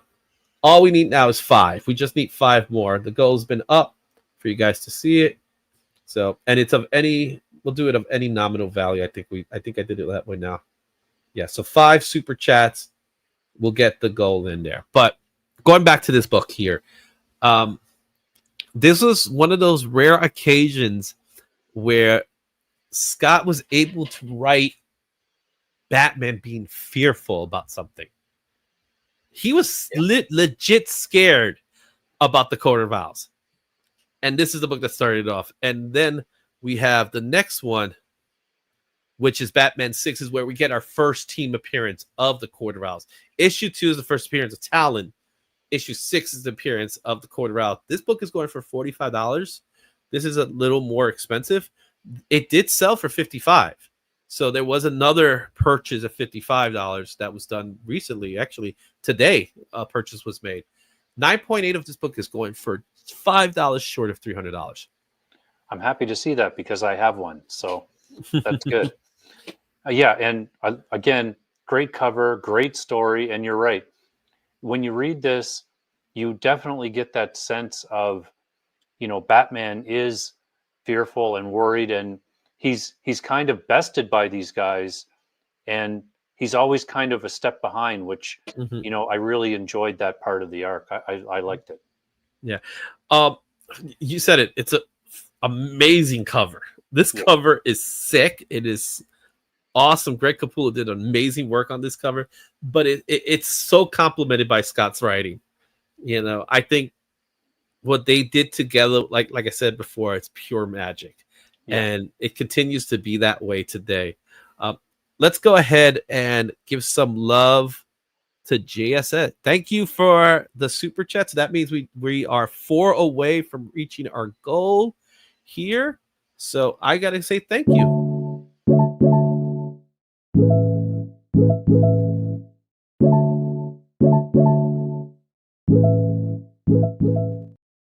All right, there you have it. Batman issue number 6. This came out in 2012. Another classic story. Here's another story that I don't think gets as much praise as it should, and that's Batman 13. This is the start of the death of the family storyline. And this is one of those moments where Greg Capullo and Scott Snyder working together managed to make Joker more scary than he really was. Because now we have a disfigured Joker. And I remember seeing this and I'm like, oh, this just got crazy weird. Even just the idea for the title of the arc to be Death of the Family rather than Death in the Family, you know, to me, that was great. I love that. Mm-hmm. Yeah. And the fact that he, you know, his face is ripped off. Now we're talking serial killer vibes here. You know what I mean? Yeah, for sure. Mm-hmm. And I'm shocked that this book is not as more expensive. It's going for $9 right now. $9 near mint, $50 for a 9.8. It just sold for $2. And it's a die cut. It's a die cut cover, so yeah. It's crazy. Oh, now we're getting some more. I see JSS also added another 99 cents. Thank you so much. Las Cruces just added a dollar. See, now we're getting somewhere. So that means our goal is we're too shy away from our goal. So we gotta give them some love for them. So let's go ahead and give them some love.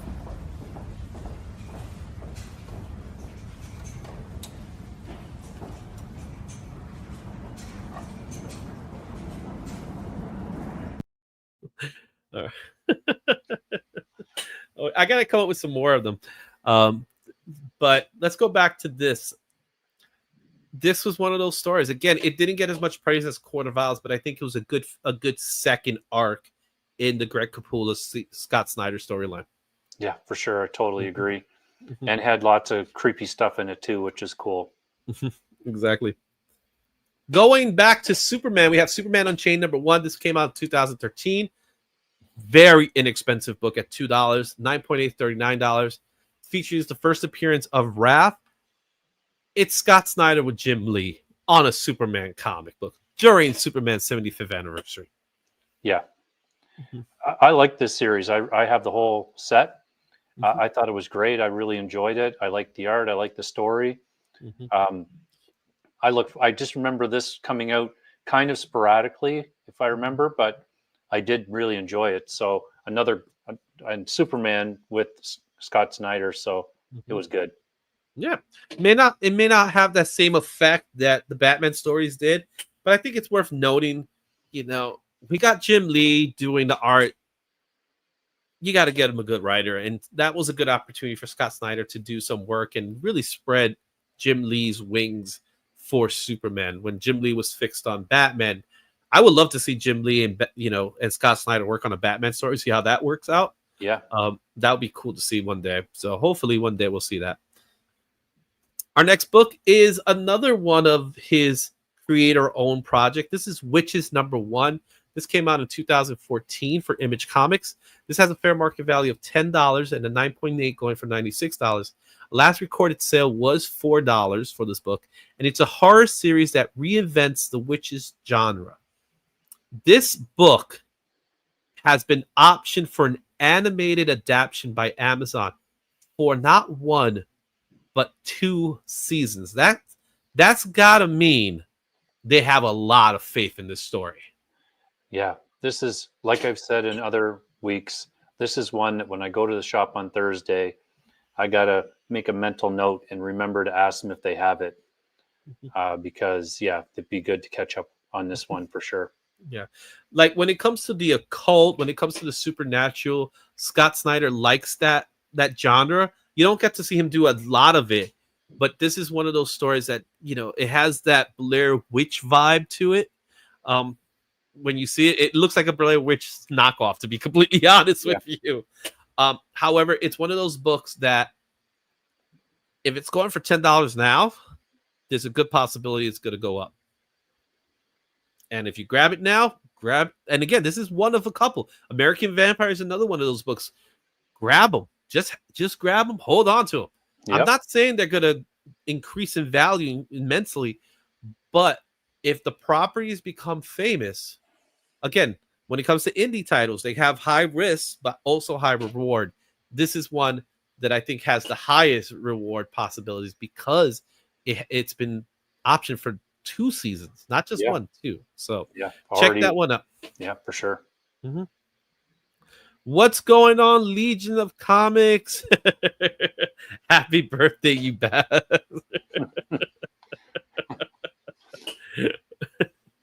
That's awesome. Love you, Mark, and happy New Year to you too, my man. All right. So let's take a look at our next book here.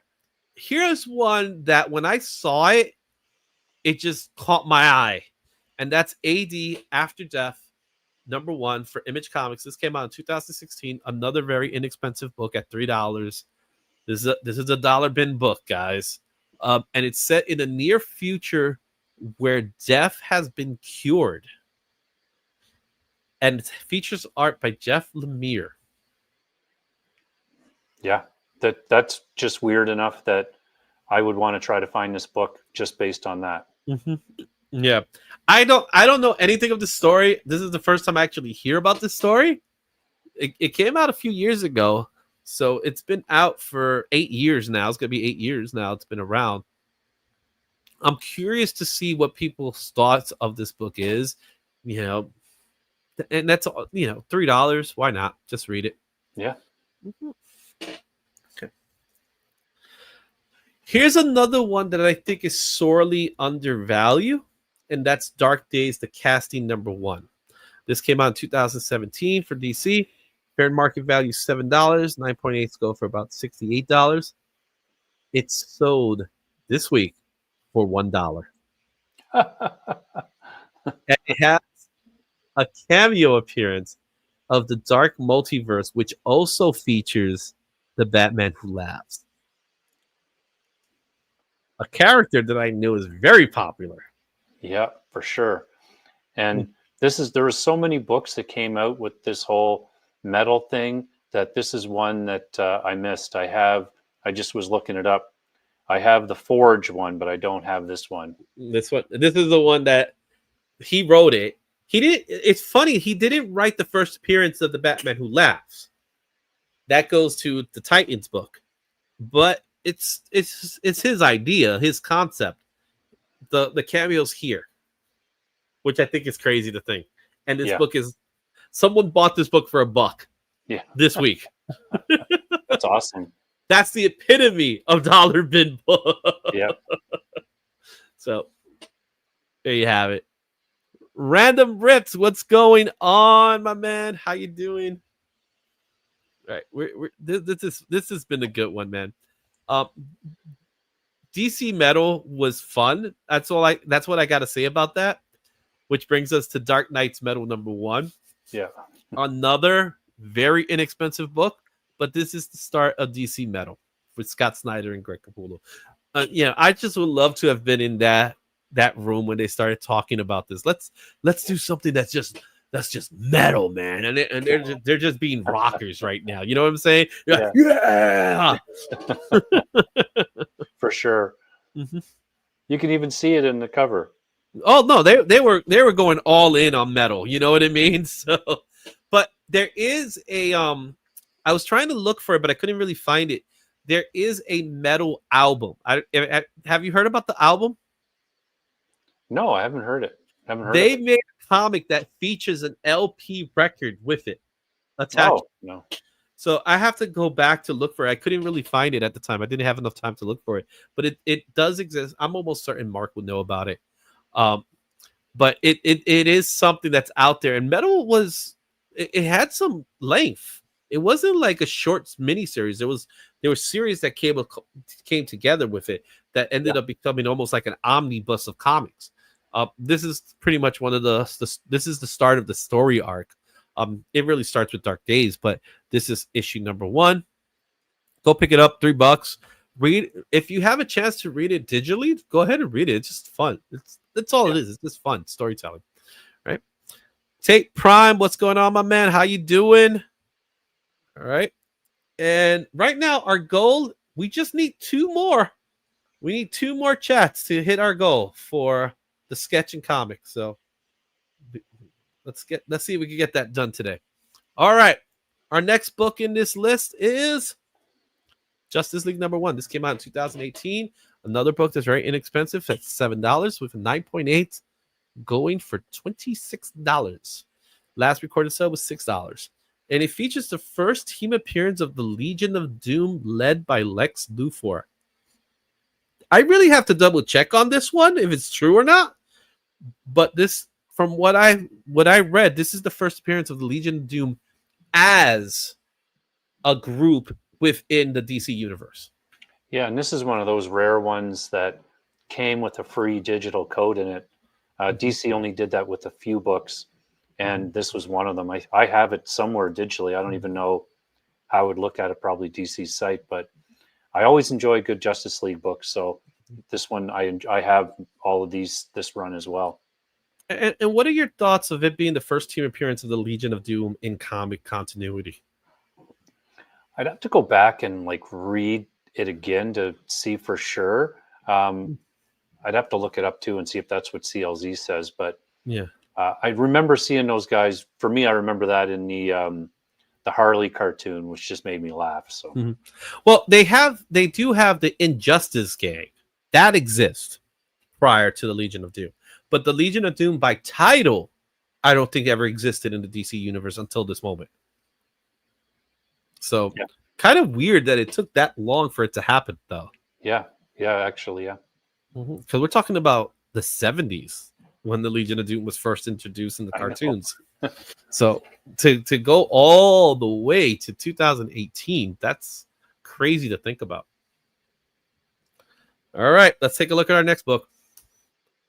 Batman Who Laughs number 1. This came out in 2018. This actually features the art of Jock. It's a $9 book. I do have a copy of this book. 9.8 goes for $59. Last recorded sale was $8, and this features the first appearance of Grim Knight. This is an alternate reality Batman who uses deadly force. So this is more of what if Batman was the Punisher?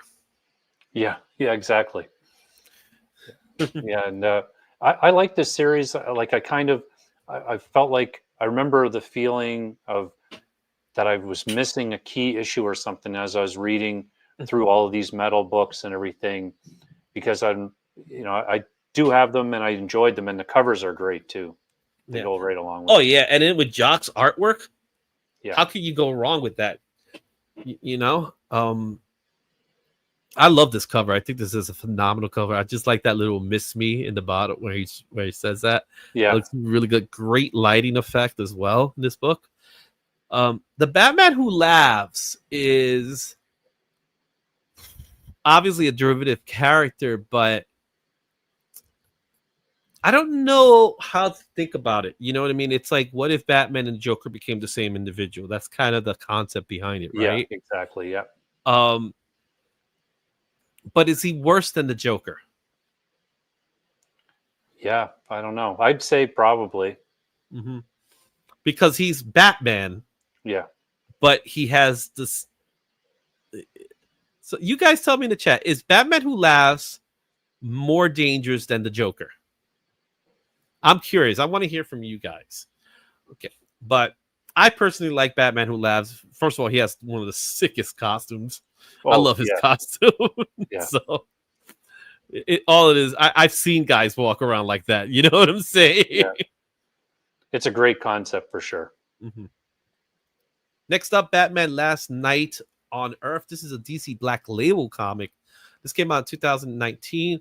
There was a lot of talk about this book when it came out because it was technically the last Snyder Capullo story as they were promoting it. This book is $6, $24, $5 just sold. It's supposed to also be the last story, the Batman's last story ever told.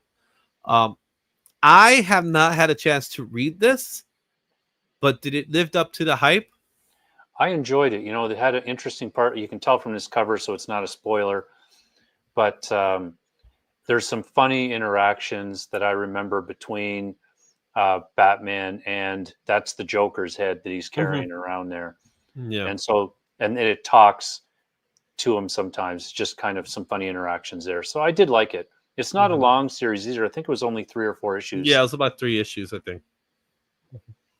And I think it was one of those stories that I think Scott Snyder was looking at when he was trying to make a bigger universe out of it for Justice League. So I think there was something to be said about that. When it came out, people were talking about it.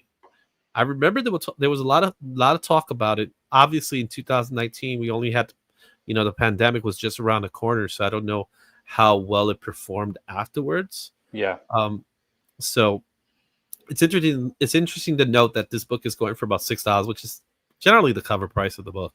Yeah, because it's a cardstock, like thick book with the bookend type of wrap on it. So it's that would be cover price for sure.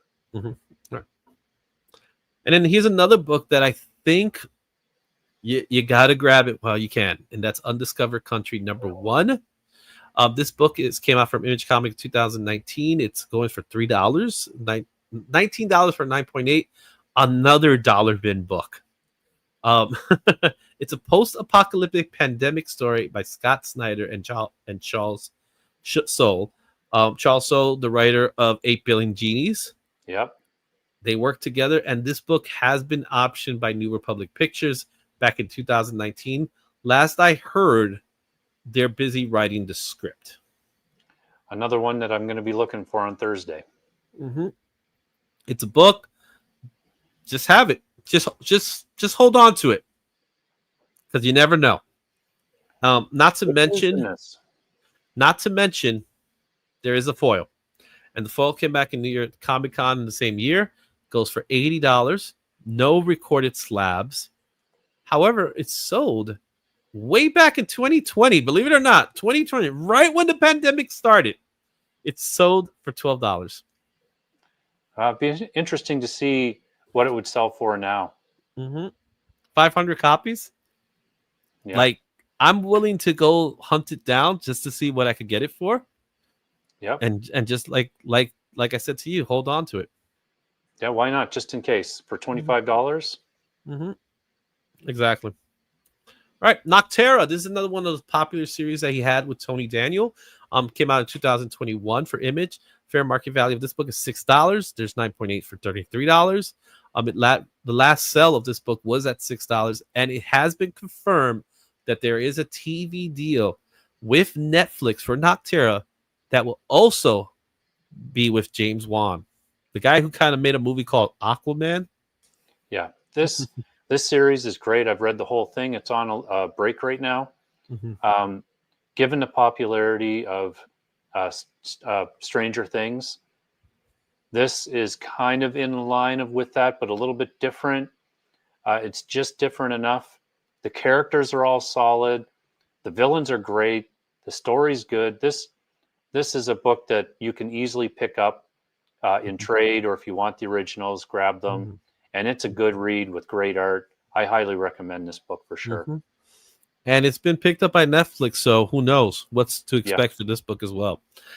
Scott Snyder just happens to be one of those writers that Hollywood just seems to gravitate towards. However, none of his stuff has actually become a property just yet. They're all in development stage. So I'm curious to see what will happen once it actually comes into fruition. And where would that lead Scott Snyder's? You'll have one, and then all of a sudden, you know how Hollywood works. He'll be the big thing then. Yeah, will he be like the next Robert Kirkman Yeah. in that way? Here's another one that I when I saw it last year, I really enjoyed it, and that was Clear #1. This book is going for $3. There's two versions of it. There's a Comixology original, which was also a digital copy. This book is $3 near mint, but look at 9.8 sold for $11. I love it. I just love it. It's a sci-fi mystery thrill ride into a strange dystopian future where neurological internet connection is transforming reality by Scott Snyder and Francis Manapul. This is so much fun because it's taking the concept of Ready Player One and putting it with a crime drama. So people get to live out their fantasies, and that's pretty much the reality they created for themselves in this cyber world. So it's kind of a cyberpunk type of story. It's really interesting. It's a really fun concept. It's something like the other books. It hasn't been picked up for anything like that, but I can see it be picked up one day. Yeah. And it's got like a very cool looking cover too, for sure.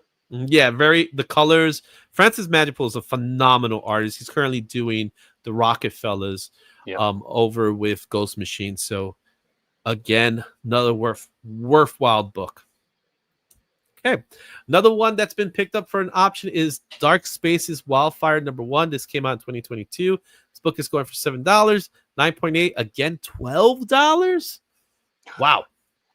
This is one of those really cool stories where you kind of get the end in the beginning. It's also a story that's been optioned for a TV series. So, and it's kind of like in development limbo at the moment. It features the art of somebody that we talked about earlier, in Hayden Sherman, who is the artist behind Absolute Wonder Woman. Really good story. You know, very what's the word I'm looking for? It is heartfelt. It is a heartfelt, especially as you're reading the story, you know what's going to happen in the end. Yeah. And that's kind of what the story is about. Yeah, and I haven't heard of this one before either. Mm-hmm. So another one to add to the list. Mm-hmm. All right. And now we're coming to the end of our list here. We just got one more book after this one. We talked about this ad nauseum. All in Special #1, 2024. This book is going for $8. 9.8s are going for $90.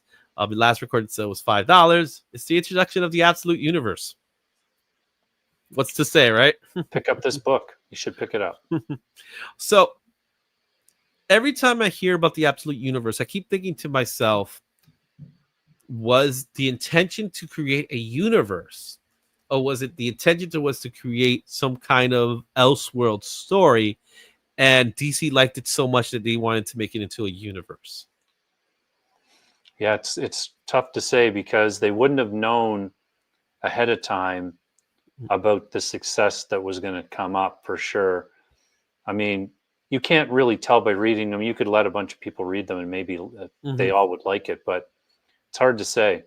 But either way, that is a good book to pick up for $8. Oh yeah, and the whole dark side effect. Dark side he's the balance of good and evil, being the evil side, and now he's, spoiler alert, he's dead. Even though I don't think he's dead, but you got to read the New Gods to find out what's going on with that part of the equation. So it's a pretty good story, and we end it off with what he's currently working on. That's Absolute Batman #1. What's there to say that hasn't been said about this book before? From a writing perspective, I imagine that it was a lot of fun for him, since he worked on Batman for so long, to kind of do some things that maybe he thought would always be cool. Probably kept some notes as he went, like, it'd be cool if you could do this with Batman, or if Alfred was this. And boom, boom, boom. I think maybe that's what happened with Absolute Batman, because, there's a lot of cool stuff in it, and the writing is solid. And as he once mentioned, he wanted to name it Batman AF, and DC said no. Yeah. And he managed to get Batman AF in issue 2.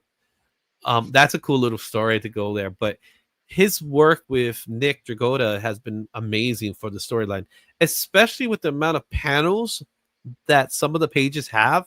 Like Yeah. he's managed to put like 14 panels to a page, I know. and it still works. Yeah. So that's something that I always thought was impressive about the storytelling aspect of it. And like you said, he's doing things that he couldn't do with Batman proper. That he says, okay, in this world, Batman could do this. In this world, Batman could do this. And right now, we're currently in the storyline where Batman's about to take a bribe, or is he going to take a bribe? That's Right. Exactly. That's the cliffhanger that we're left with. So I'm enjoying Absolute Batman. I think this is going to be one of these books that we're going to talk about years to come. I'm more curious to see what's the lasting effect of Absolute Batman once it's all said and done. Yeah, me too. Especially, I'm given all of the main 3 absolutes anyway, their first 5 issues, and then I'm going to sit down and read them all again and kind of go from there. Mm-hmm. So there you have it. Fair market value of this book is $37 right now. This book has been climbing the charts. 9.8s are going for just shy of $100. Is it going to go up, or is it going to start dropping down? But there's at least 400,000 copies of this book, and as you said it, I say up to 5 printings of this book. That's what I say. All right. Tell me, guys, what you think about this Creator Spotlight. I'd like to know in the comments. Let me know what's your favorite story of Scott Snyder, and we'll see you at the next Creator Spotlight. I don't know exactly what we have planned for next week. We kind of like call it by ear sometimes, but there are some good stuff coming up for more Creator Spotlights to come. I look forward to doing them. I enjoy doing it, and it shows in the analytics. I have to say, this happens to be the best segment of the show. So let me know in the chats what's your thoughts of Creator Spotlight Scott Snyder. Whew. And let's go up. Woo! 2 hours and 10 minutes. You think we could hit that 30-minute mark? Thanks for everybody for staying. Thank you. What's going on, Black Spiders? My man, happy holiday to you. Thank you, JSS Brooklyn. Thank you, Bobby. We still got one more segment to go. We got one more to go. One more. And let's see where we are with our goal. Our goal right now, we need 2 more. We just need 2 more super chats to hit the goal of a sketch and a comic, and then I will do a giveaway with you guys. So 2 more to go. All right. So we'll see how that works out. It's time to talk about some new comic books for a new year. There's some good books, but it's not a heavy week like last week. So any thoughts before we get started?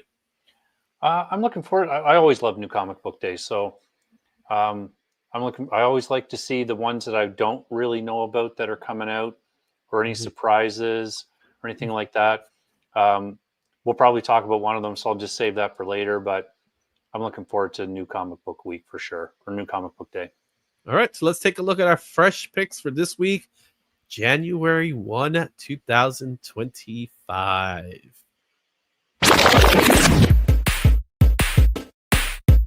Yeah.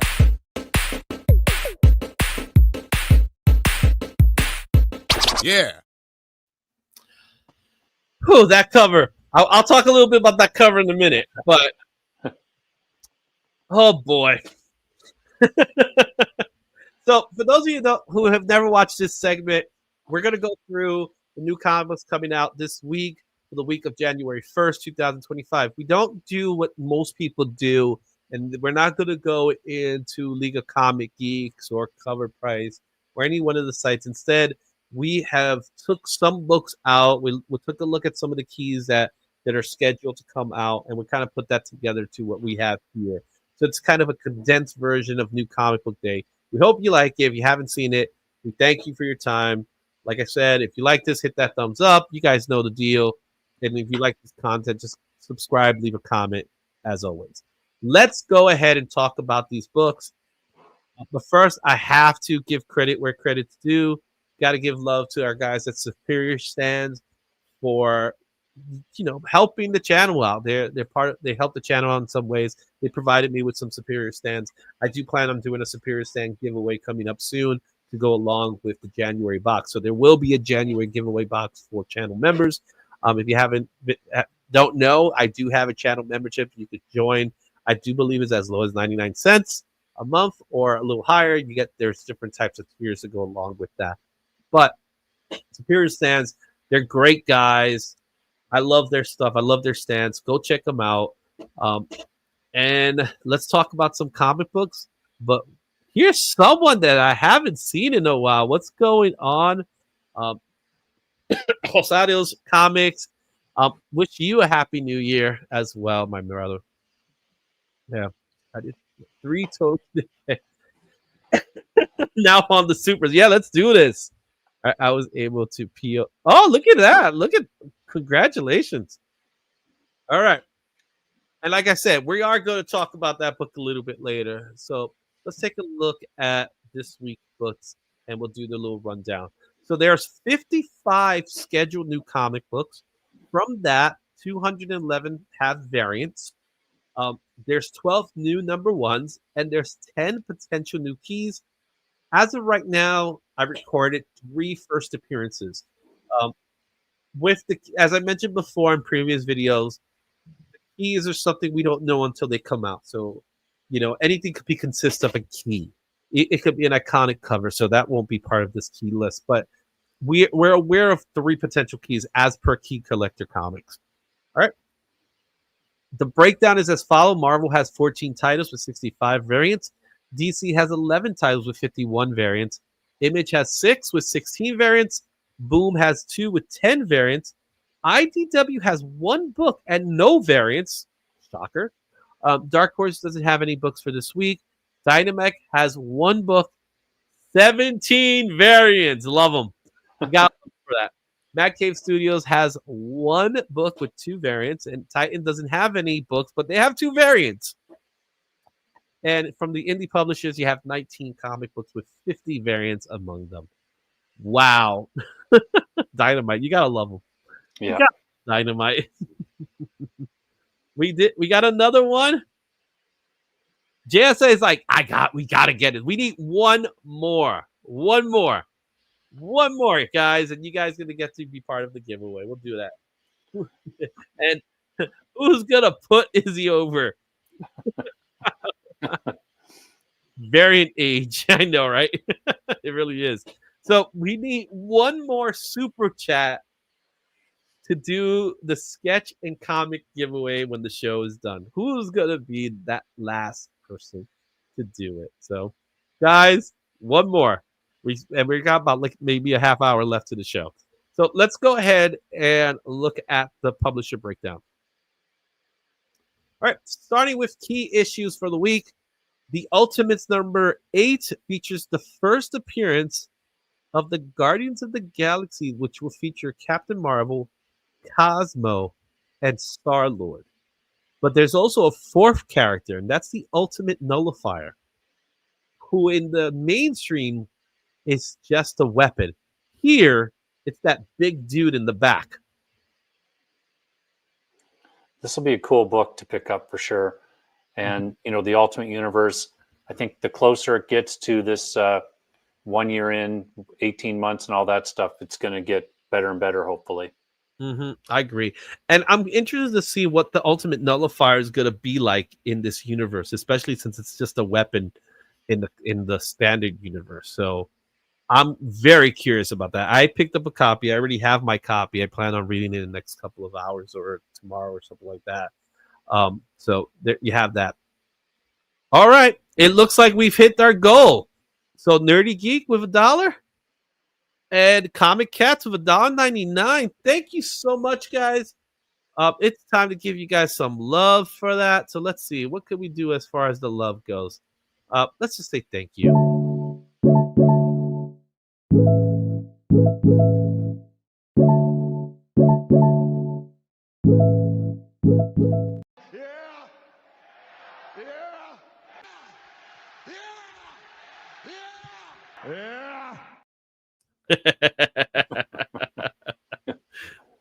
I had to find a place for it, didn't I? That's a good one. Yeah. Thank you so much. We're gonna do the giveaway once we finish New Comic Book Day. So let's go a little quicker because I know they're dying to find out who wins. So the 24 of you that are watching, don't leave. We're gonna do the giveaway soon. All right, let's take a look at our next key to watch, and that is Justice League: The Atom Project #1. This is the introduction of the Atom Project, a real location and backup system created by the Atoms, Palmer and Schultz. So they're working together, and Captain Atom in an effort to help heroes reclaim their powers. So this stems from the Absolute Power storyline, in which there were certain heroes that lost their powers. Kind of reminds me of the 198 with X-Men. Yep. So it's a book that I'm interested in reading. I'm curious. I love the Mike Pertins art in the cover A. I think he's one of those artists that a lot of people don't talk about, but he's such a great artist. Steven Sokovia with that cover in the center is gorgeous. That's the one I'll probably pick up. I wasn't going to get this in an effort to cut down, but I have heard that it's a really good read, so I'll be picking it up. Yeah. So that's coming out this week. Also coming out. Okay, let's talk about the good first. Deadpool and Wolverine #1, the premiere issue of an ongoing series. So this is going to be an ongoing series featuring Deadpool and Wolverine. That should be fun. And now let's talk about the other part. I really like that A cover. I have it. I did pick that one up. Yeah, keep talking about the A cover. That middle cover, poor Frank. I feel bad for him. Okay. All right. Could this very well be the very worst one? It's up there. I mean, look at his mask, look at his hair, and then look at Deadpool. Oh my goodness. He's not even the right colors. I know. And what the hell does Wolverine look like, a cat or a bat or what the? I don't know what is that? No, seriously, what is that? What the hell is even that? I don't have words to explain what is going on with this art. I think at this point, it's just better if he just came out and said, you know what? They keep giving me money, so I'm just going to keep sketching stuff. I just don't get what's going on here. And why is Marvel accepting this? If I was a struggling artist trying to get work at Marvel, I would be so annoyed looking at those covers.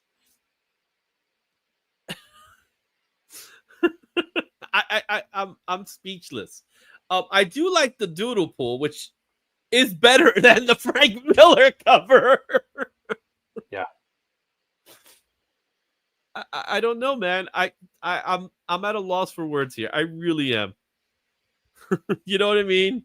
I just don't know what to say about this. But I do know how to say hello to Brizella.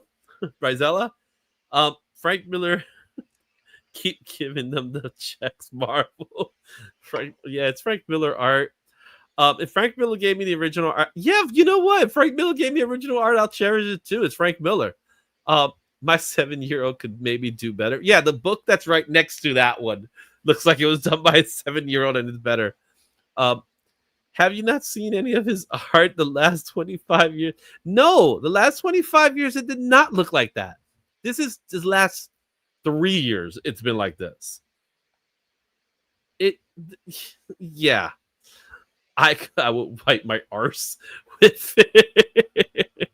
It's called abstract. No, it's not abstract. I've seen abstract. This is not abstract. All right? It's called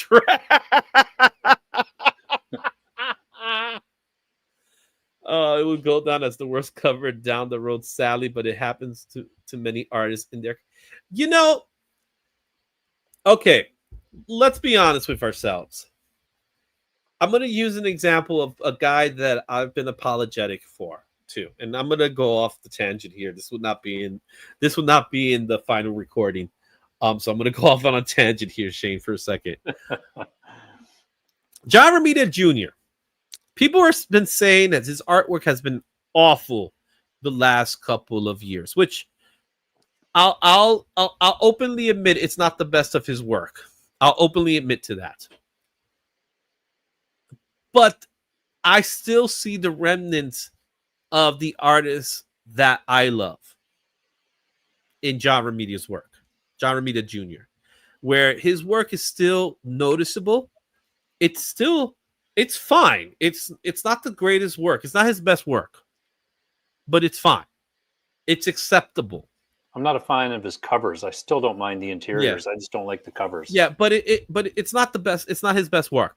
No, but it's still John Romita Jr.'s work, and it's still better than your average artist. I'm going to say this is someone toying with our emotions, especially when you look at the left and then look at the right. Like, go back to Wolverine #1 and compare it to this Wolverine. You got to tell me he can't draw Wolverine anymore?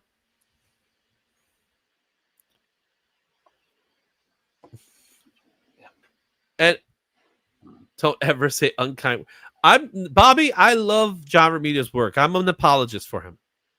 You know, and yes, I agree. Frank Miller can do whatever he wants.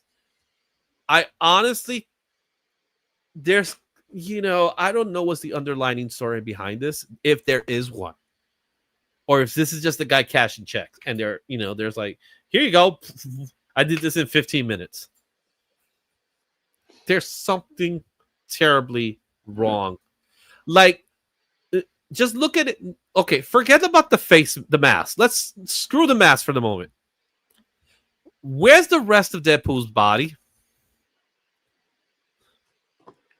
And is that even Deadpool? Like, is he in a shadow or something? Like, did they color that? Did someone else color it for him? But he's missing a leg in this image. I don't know. I'm done. It's over. Oh, God, that's so bad. I would love to just take this comic book to him and just show it to him and like, what the hell were you thinking? Because I'm sure someone will probably tell him that sooner or later. Moving on. Look at it. We lost 9 people. Look, we're at 9 people. Everybody's like, oh, I got to go now. Key issues to watch. Absolute Superman #3. The origin of the L family and Krypton. We're back to good stuff. Yeah. I'm looking forward to reading this again. I can't wait for all these issues to get to 5 to kind of put the whole first arc in and see where they all go. Yeah. And I've liked all 3 so far, so I'm looking forward to reading this. Mm-hmm. Now, here's another thing I want you to know. That center book, from this perspective, from this angle, it looks pretty good, right? When it gets closer, it's not as good. And that's is that the one in 25, isn't it? I don't believe it is the one in 25. I could go ahead and double check on that. And I'll tell you who did the artwork, and nothing against the artist. It's just not it's not a Frank Miller, I'll tell you that much. But let me see here, because I'm here already. But where is this book? Oh no, that's the one in 50. That's the one in 50. Well, the one in 50 would probably be the Virgin. No trade dress. Yeah, the Virgin. Yeah. So, interesting. Oh, there it is. It's kind of. I don't like it when they do that. The clan Chave. Yeah, if you look at his face, yeah, it has a black. It does have that black burn feel to it. If you look at his face, it looks really bad. So, yeah, and there is a 1 in 50. I will pass on the 1 in 50. There is a 1 in 25 Mike Perkins, but they don't have the image for it. It's probably in cover price. So check that one out. I have the image of it here. It's not that great. Yeah, the Mike Perkins. Yeah. Well, Absolute Superman #3. This is gonna be an instant sellout. Pick it up. Next book up is Sam Wilson, Captain America #1. This is one of those books that kind of went below the radar. No one's really talking about it, but it's going to feature the first team up between Sam Wilson and the Red Hulk. So obviously they're prepping up for the movie that's coming out in February. That's why this book is out.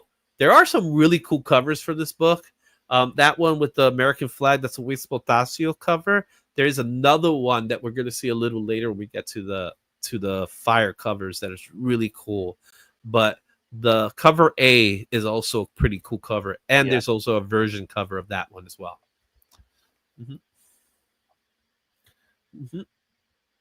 All right, next one is Cable Love and Chrome. This one's another book that I think it's going to be below the radar for some people, but it has potential to being a key. This is a first issue of a limited series. It's a possible first appearance of Avery Ryder, a woman infected with the same techno-organic virus as Cable. So I'm curious to see what this story is going to be like. Features some really cool covers that you see there. The one in the center, I believe, is what's his name? Oh my goodness, his name's escaping me now. I believe it's a Mark Brooks cover. Let me double check on that. So cool. This is actually cover A is Ian Churchill. Okay. All right. Cover B is Mark Brooks. And that other one, which is a wraparound, is Mike Mignola. I'd probably pick up that one if I was going to try it. I might try it. We'll see. I'll have to look at the inside. It's a 1 in 50. Oh, no. Okay, then I won't be. But it is a Mike Mignola, which is awesome to see a Mike Mignola cover. I'm curious to know. I'm curious to figure out when it was made. I don't think it's a new Mike Mignola cover. Yes, I was wondering that too. Mm-hmm. All right, so I am definitely happy with the Lobo 9.8 that I have. Super happy with that book. Thanks, Rich. Next book here is another first appearance of Spider Sprite, Queen Nabar, and Prince Oberon. Whatever. Yeah, I think that's it. Oberon. Oberon, right? Spectacular Spider-Man in issue 11. There's only 2 covers. Would you believe that? Yeah, I'm not surprised. The series is getting up there in issues for a Marvel book. Mm-hmm. I mean, I love the idea of Peter and Miles together as characters. Mm-hmm. I think it's a great idea. I don't think they're actually executing it as well as they could, but I do read this book every month and I enjoy it. Mm-hmm. I just love those 2 characters together. I think they don't do enough with them. Mm-hmm. All right, let's move on. This is what I call the indie pick of the week, and that's When I Lay My Vengeance Upon Thee. Number 1. This is from Boom Studios. The concept is a disgraced priest is exiled to a South American town to study under a controversial exorcist, only to find the area plagued with evil, with some connection to a coma patient who hasn't aged in half a century. I'll flip through it and see. I really like those covers, though. They look really good. Good. The center cover is a Jay Lee cover, which I think it's crazy. It's sick. Yeah. Really and that's going to be the indie pick of the week.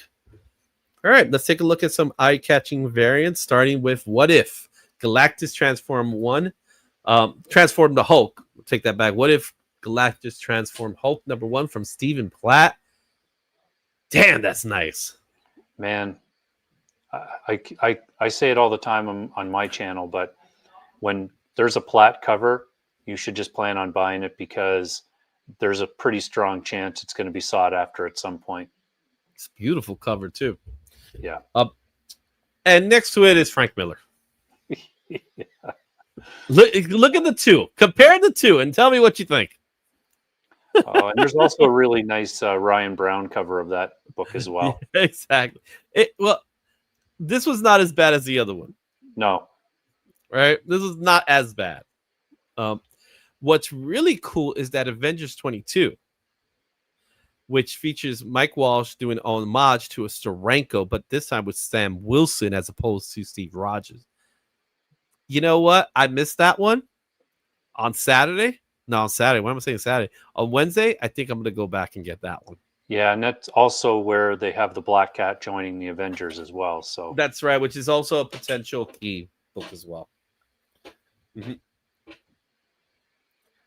Oh, yeah, Matt, I know you're a Captain America guy, so put that side by side with the other one. Whew, that's a great homage. Mm-hmm.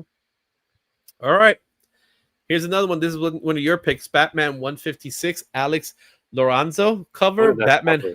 Hmm. Batman on a bike. Woo woo, room room. That is a good cover. Mm-hmm. The other one that's good is that Valentino Sketcher 1 at 50 cover. It's kind of hard to see it in this size, but the lighting, you got Man-Bat, you got Batman up there. That's gorgeous. Look at the detail of the buildings in the back too. It's amazing. That's like something you hang on the wall. That, you know what I'm saying? Yeah, for sure.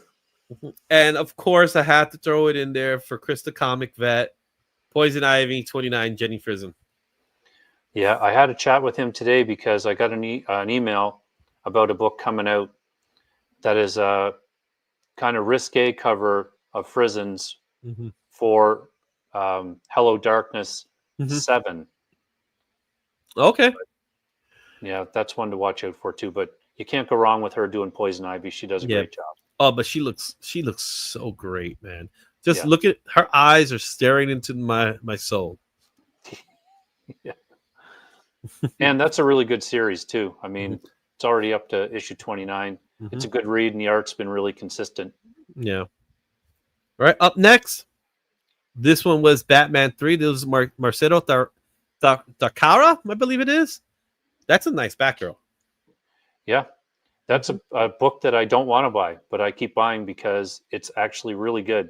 The art is growing on me, and I like the stories. So, well, I'm hearing a lot of good things with the story of that book. From that book, it was on the top 10 at one time. Issue number 2 was in the top 10 for her first appearance. So Batgirl has been, and Cassandra Cain, man. Yeah, very cool character. One of the best Batgirls. I'm still a Barbara guy, but Yeah. Spawn 360, the Brett Booth. This is the 1 in 50. There is a trade dress as well. That's cover price. It's just a cool Spawn cover. Yeah, and there's going to be a lot of people buying this book. The Todd Father's back on writing duties starting 360. So that'll be interesting. And there's this guy. You ever heard of him? His name's Mark Spears. He's doing covers for DC, which they don't get as much love as the other books. But this is a Shazam 19. And he's got the blue on there again. And the lightning. The blue and the lightning. Look at that thing. Looks pretty good. It's a good one. He's a great artist, so I'll give it to him. Yeah. Ghost Spider-Gwen, the Ghost Spider number 9. This is Marika Andolfo, a Madam Web cover. This is the Madam Web I'm familiar with. Yeah, exactly. Me too. It's a pretty cool cover. I don't know if anything will happen with it because of that, but it is a neat cover. It's eye-catching. It's definitely eye-catching. It's a good-looking cover. That that's the way the Madam Web should look. Yeah. Now, Two-Face number 2 is the cover by Alex Ekman Lawn. This is 1 in 25. This has to be my cover of the week. Look at how good that is. It is so good. It is definitely something worth looking at. Yeah. That is, I'm amazed that's a DC comic. Yeah. That's me too. That it looks like something that should be from Boom or something like that. It looks like a Department of Truth type cover or something like that. But wow, what a cover. And that is a 1 in 25 incentive. The next one is Sam Wilson, Captain America number 1 by Mr. Garcine. This is pretty cool because it features imagery with Steve Rogers as well as Sam Wilson. Yeah, I like that collage look of that cover. It's very cool. It really is. All right, I believe we're at the last slide, and this is one that you picked: Knights versus Samurai number 4 by Gino Hendrico. Yeah, this has been a really good read, and I really like this cover. If you've been following the story, then you kind of get where that cover is coming from. So it does kind of make me want to read it. So I'm happy to see that cover on there. Yeah. And back to Mark Spears. And here we are with Mark Spears Monsters number 1. This is the 3rd printing. 1 in 25 on homage to Nightmare on Elm Street. What do you think? That's one of my favorites, I think, out of all of his covers is that one. Do you think this one's going to be in high demand as much as the others? It's got a lot of stuff. People love Freddy. People love Mark Spears. It's an independent. It's a third print. Hopefully, it won't be very common. That's for sure. It's a 1 in 25 though. Yeah. So to get it, you have to have purchased a couple of them. Oh, One that should be easy to grab is the Mark Spears Monsters #1 third printing, the regular one, which is an homage to one of my favorite storylines, the Infinity Gauntlet. Yeah. Mm-hmm. Yeah, I'd like to get either one of those. So I'm going to be hunting for those on Thursday, I think. Yeah. So there you have it, guys. Those are your new comics for the week. For January 1st, those are your New Year's Eve comics. New Year's Day. Not New Year's Eve, New Year's Day. Wow. What a list of comic books, man. That is so cool. There's some good stuff coming out. Mm-hmm. All right. We got 15 people watching. And it's time for me to go to bed soon. Actually, it's time for me to have dinner. So let's get this going. And let's see here. Why not? Just because. It's time to do the giveaway. As I mentioned before, we would have reached our chat goal. We would do a giveaway. And I said we're going to do it. So let me go back here and just say, happy. Yeah, why not? Why not? I'm off for 7 days. Let's go all night. Nice one. All right, it's time to do our giveaway. So with that, we have to put in our little giveaway video, and here you go.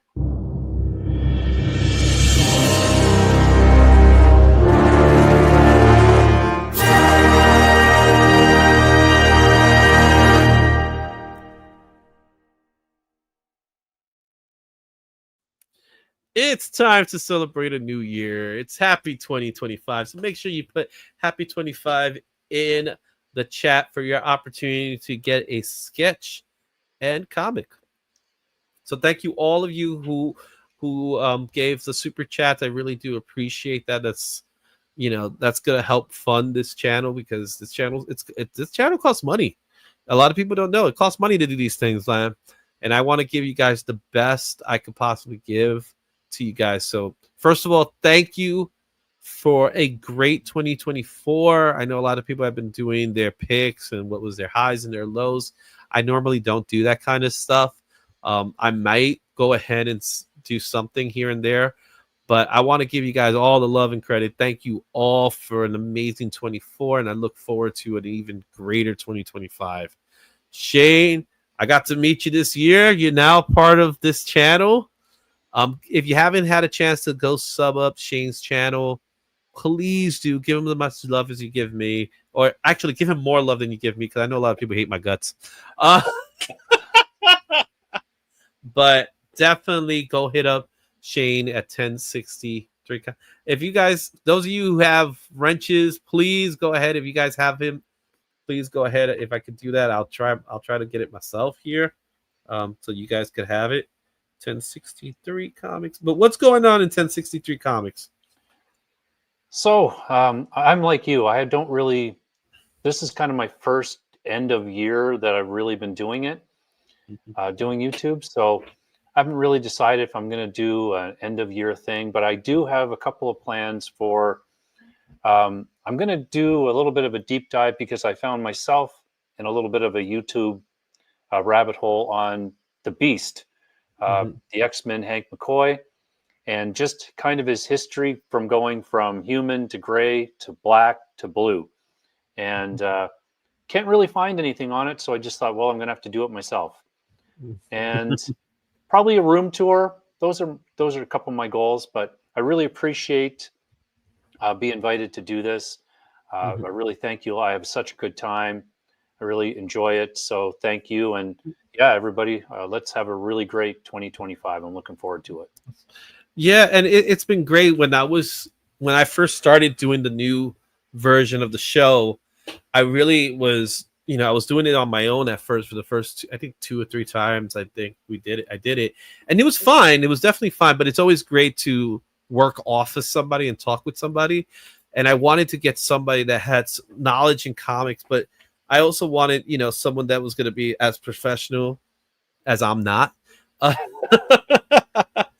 but I wanted somebody that I could really work with, and I think it's been great. So, I look forward to 2025. I know you have some potential plans that may change things up, but I'm hoping that doesn't happen in that way. So, but I'm looking forward to doing some more content with you. I think this is a good partnership, and as time progresses, we're going to get better at this. Awesome. And you notice I didn't screw up any PowerPoints this time. Yes, I saw that. All right. I think I screwed up somewhere else, but it wasn't the PowerPoints this time. It's been a good year, guys. It looks like I have only 18 entries. Maybe I have to restart this. 18 entries, is that true? By the way, it's happy 2025 for those of you. So I think someone put happy 25. That's not right, Black Spiders. You want to put happy 2025. So get that one in there. And Joe's notorious for writing it like 6 times to make sure he gets in. See, he did it again here. So we got a few people there. We got 8 people who did it. We're gonna give just a couple of more seconds there to get that 8 happy 2025. 16 people watching right now. We got 8 people doing it. Black Spiders, you got to fix yours. Shout out to Nerdy Geek. Joined me when I did a live stream, one of my first ones. Mm-hmm. I had a whole backlog of books to put away, so we just chatted while I worked on my wall of comics. It was a good time. So thanks for doing that. Awesome. All right, guys, we got the entries in. Let's run this. See, someone's going to get a sketch on a comic book. Let's see who that someone's going to be. Oh, look at that. Black Spiders. Good thing you fixed it. You know what I'm saying? I got them in there. So, Black Spiders, you're going to make shipping easy. Congratulations again. You're going to get a sketch and a comic book from the IzzyVerse. Everybody else, thank you. We'll do this again next week. I kind of like. I like doing this. This is a good way to help fund the channel. And again, you can always fund the channel with the membership program. I do have a membership program. You can be part of the Rat Pack to help support the channel as this channel continues to get bigger. We did hit the 5,000 mark, so I'm really happy to say that I've reached 5,000. It was a lot of work to get to that 5,000. So I guess you can say that's the highlight of the channel. Right now we're at 5,600, so I'm working on getting 6,000. The segments have been helping a lot, man. So, and you're part of that as well, Shane. So, for the new year, any New Year's resolutions? No, I haven't really thought of any yet. Comic-wise, probably maybe to get a couple of bigger books and cut down on the newer books. To get a couple of older grails rather than newer books. Yeah.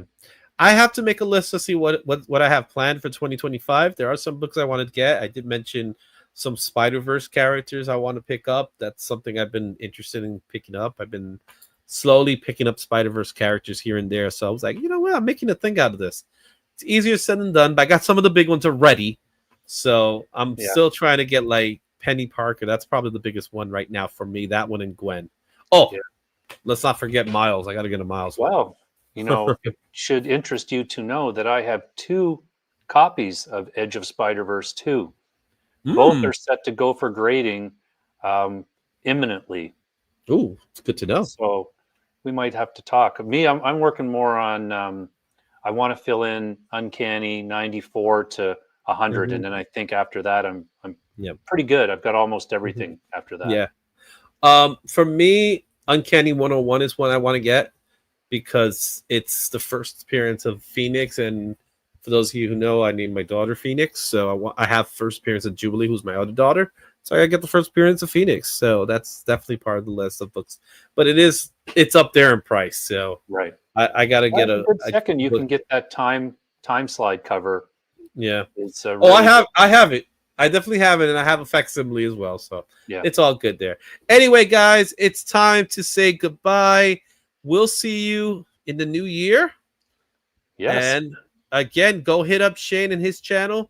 Make sure, if you haven't done so already, make sure you hit that like subscribe, share this. A lot of people don't share the channel. Share the channel with people. Put it in your chats. Tell them, hey, go check this stuff out. I'll see you guys soon. Happy New Year, everybody.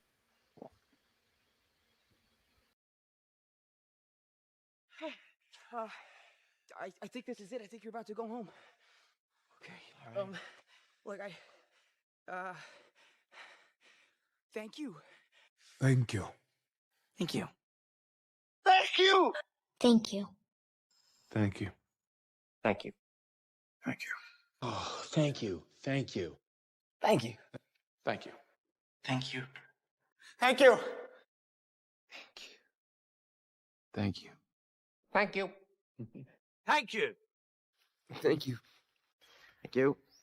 Thank you. Thank you. Thank you. I never said thank you.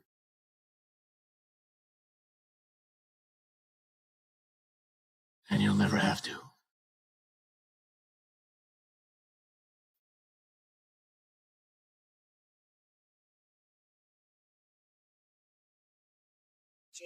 Thank you. Thank you. Thank you. Thank you.